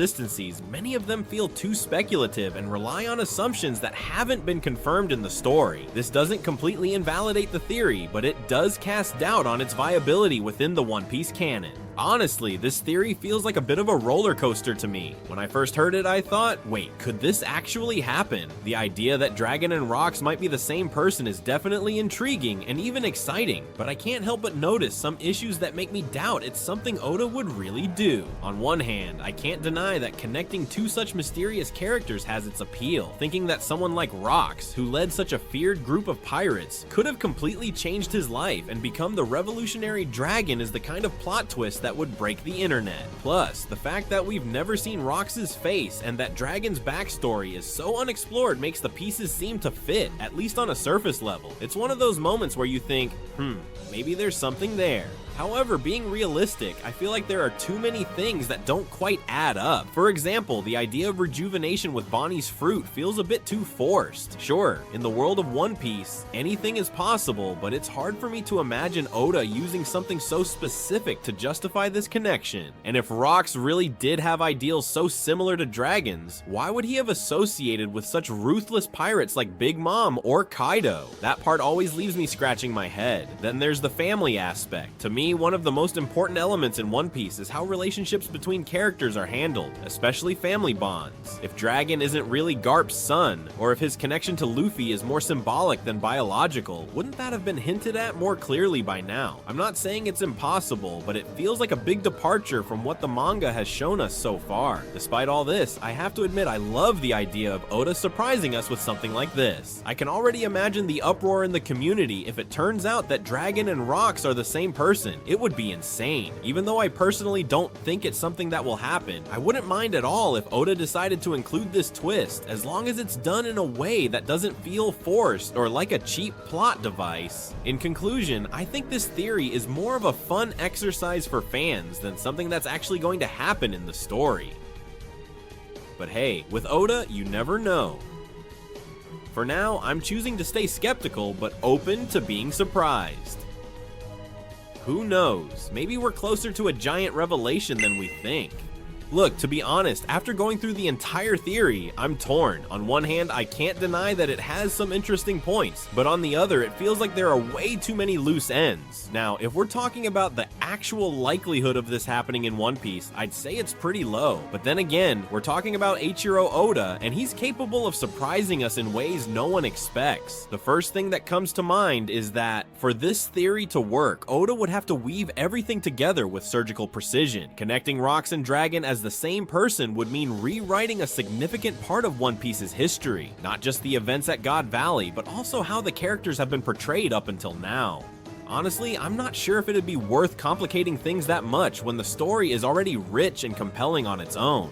Also, when I think about it logically, Dragon has all the potential to be an incredible character without needing to be the rejuvenated version of Rocks. He's a revolutionary leader, someone who challenges the world government and has built a movement capable of changing the world. That alone makes him fascinating enough without adding such a convoluted connection to Rocks. For me, it would be far more impactful to see how Oda develops his story independently, diving into his relationships with Luffy, Garp, and the Revolutionary Army. That said, I won't lie. If Oda decided this theory was true, it would be a massive shock. Imagine the fan reaction to discovering that Dragon has been Rocks all along. It would be one of those jaw-dropping moments that everyone talks about for weeks, but it would have to be executed perfectly, because otherwise, it could feel like an unnecessary twist or a cheap way to surprise the audience. In the end, while I'd love to see Oda pull off something like this, I still think it's unlikely. This theory has intriguing ideas, but it also leans heavily on speculation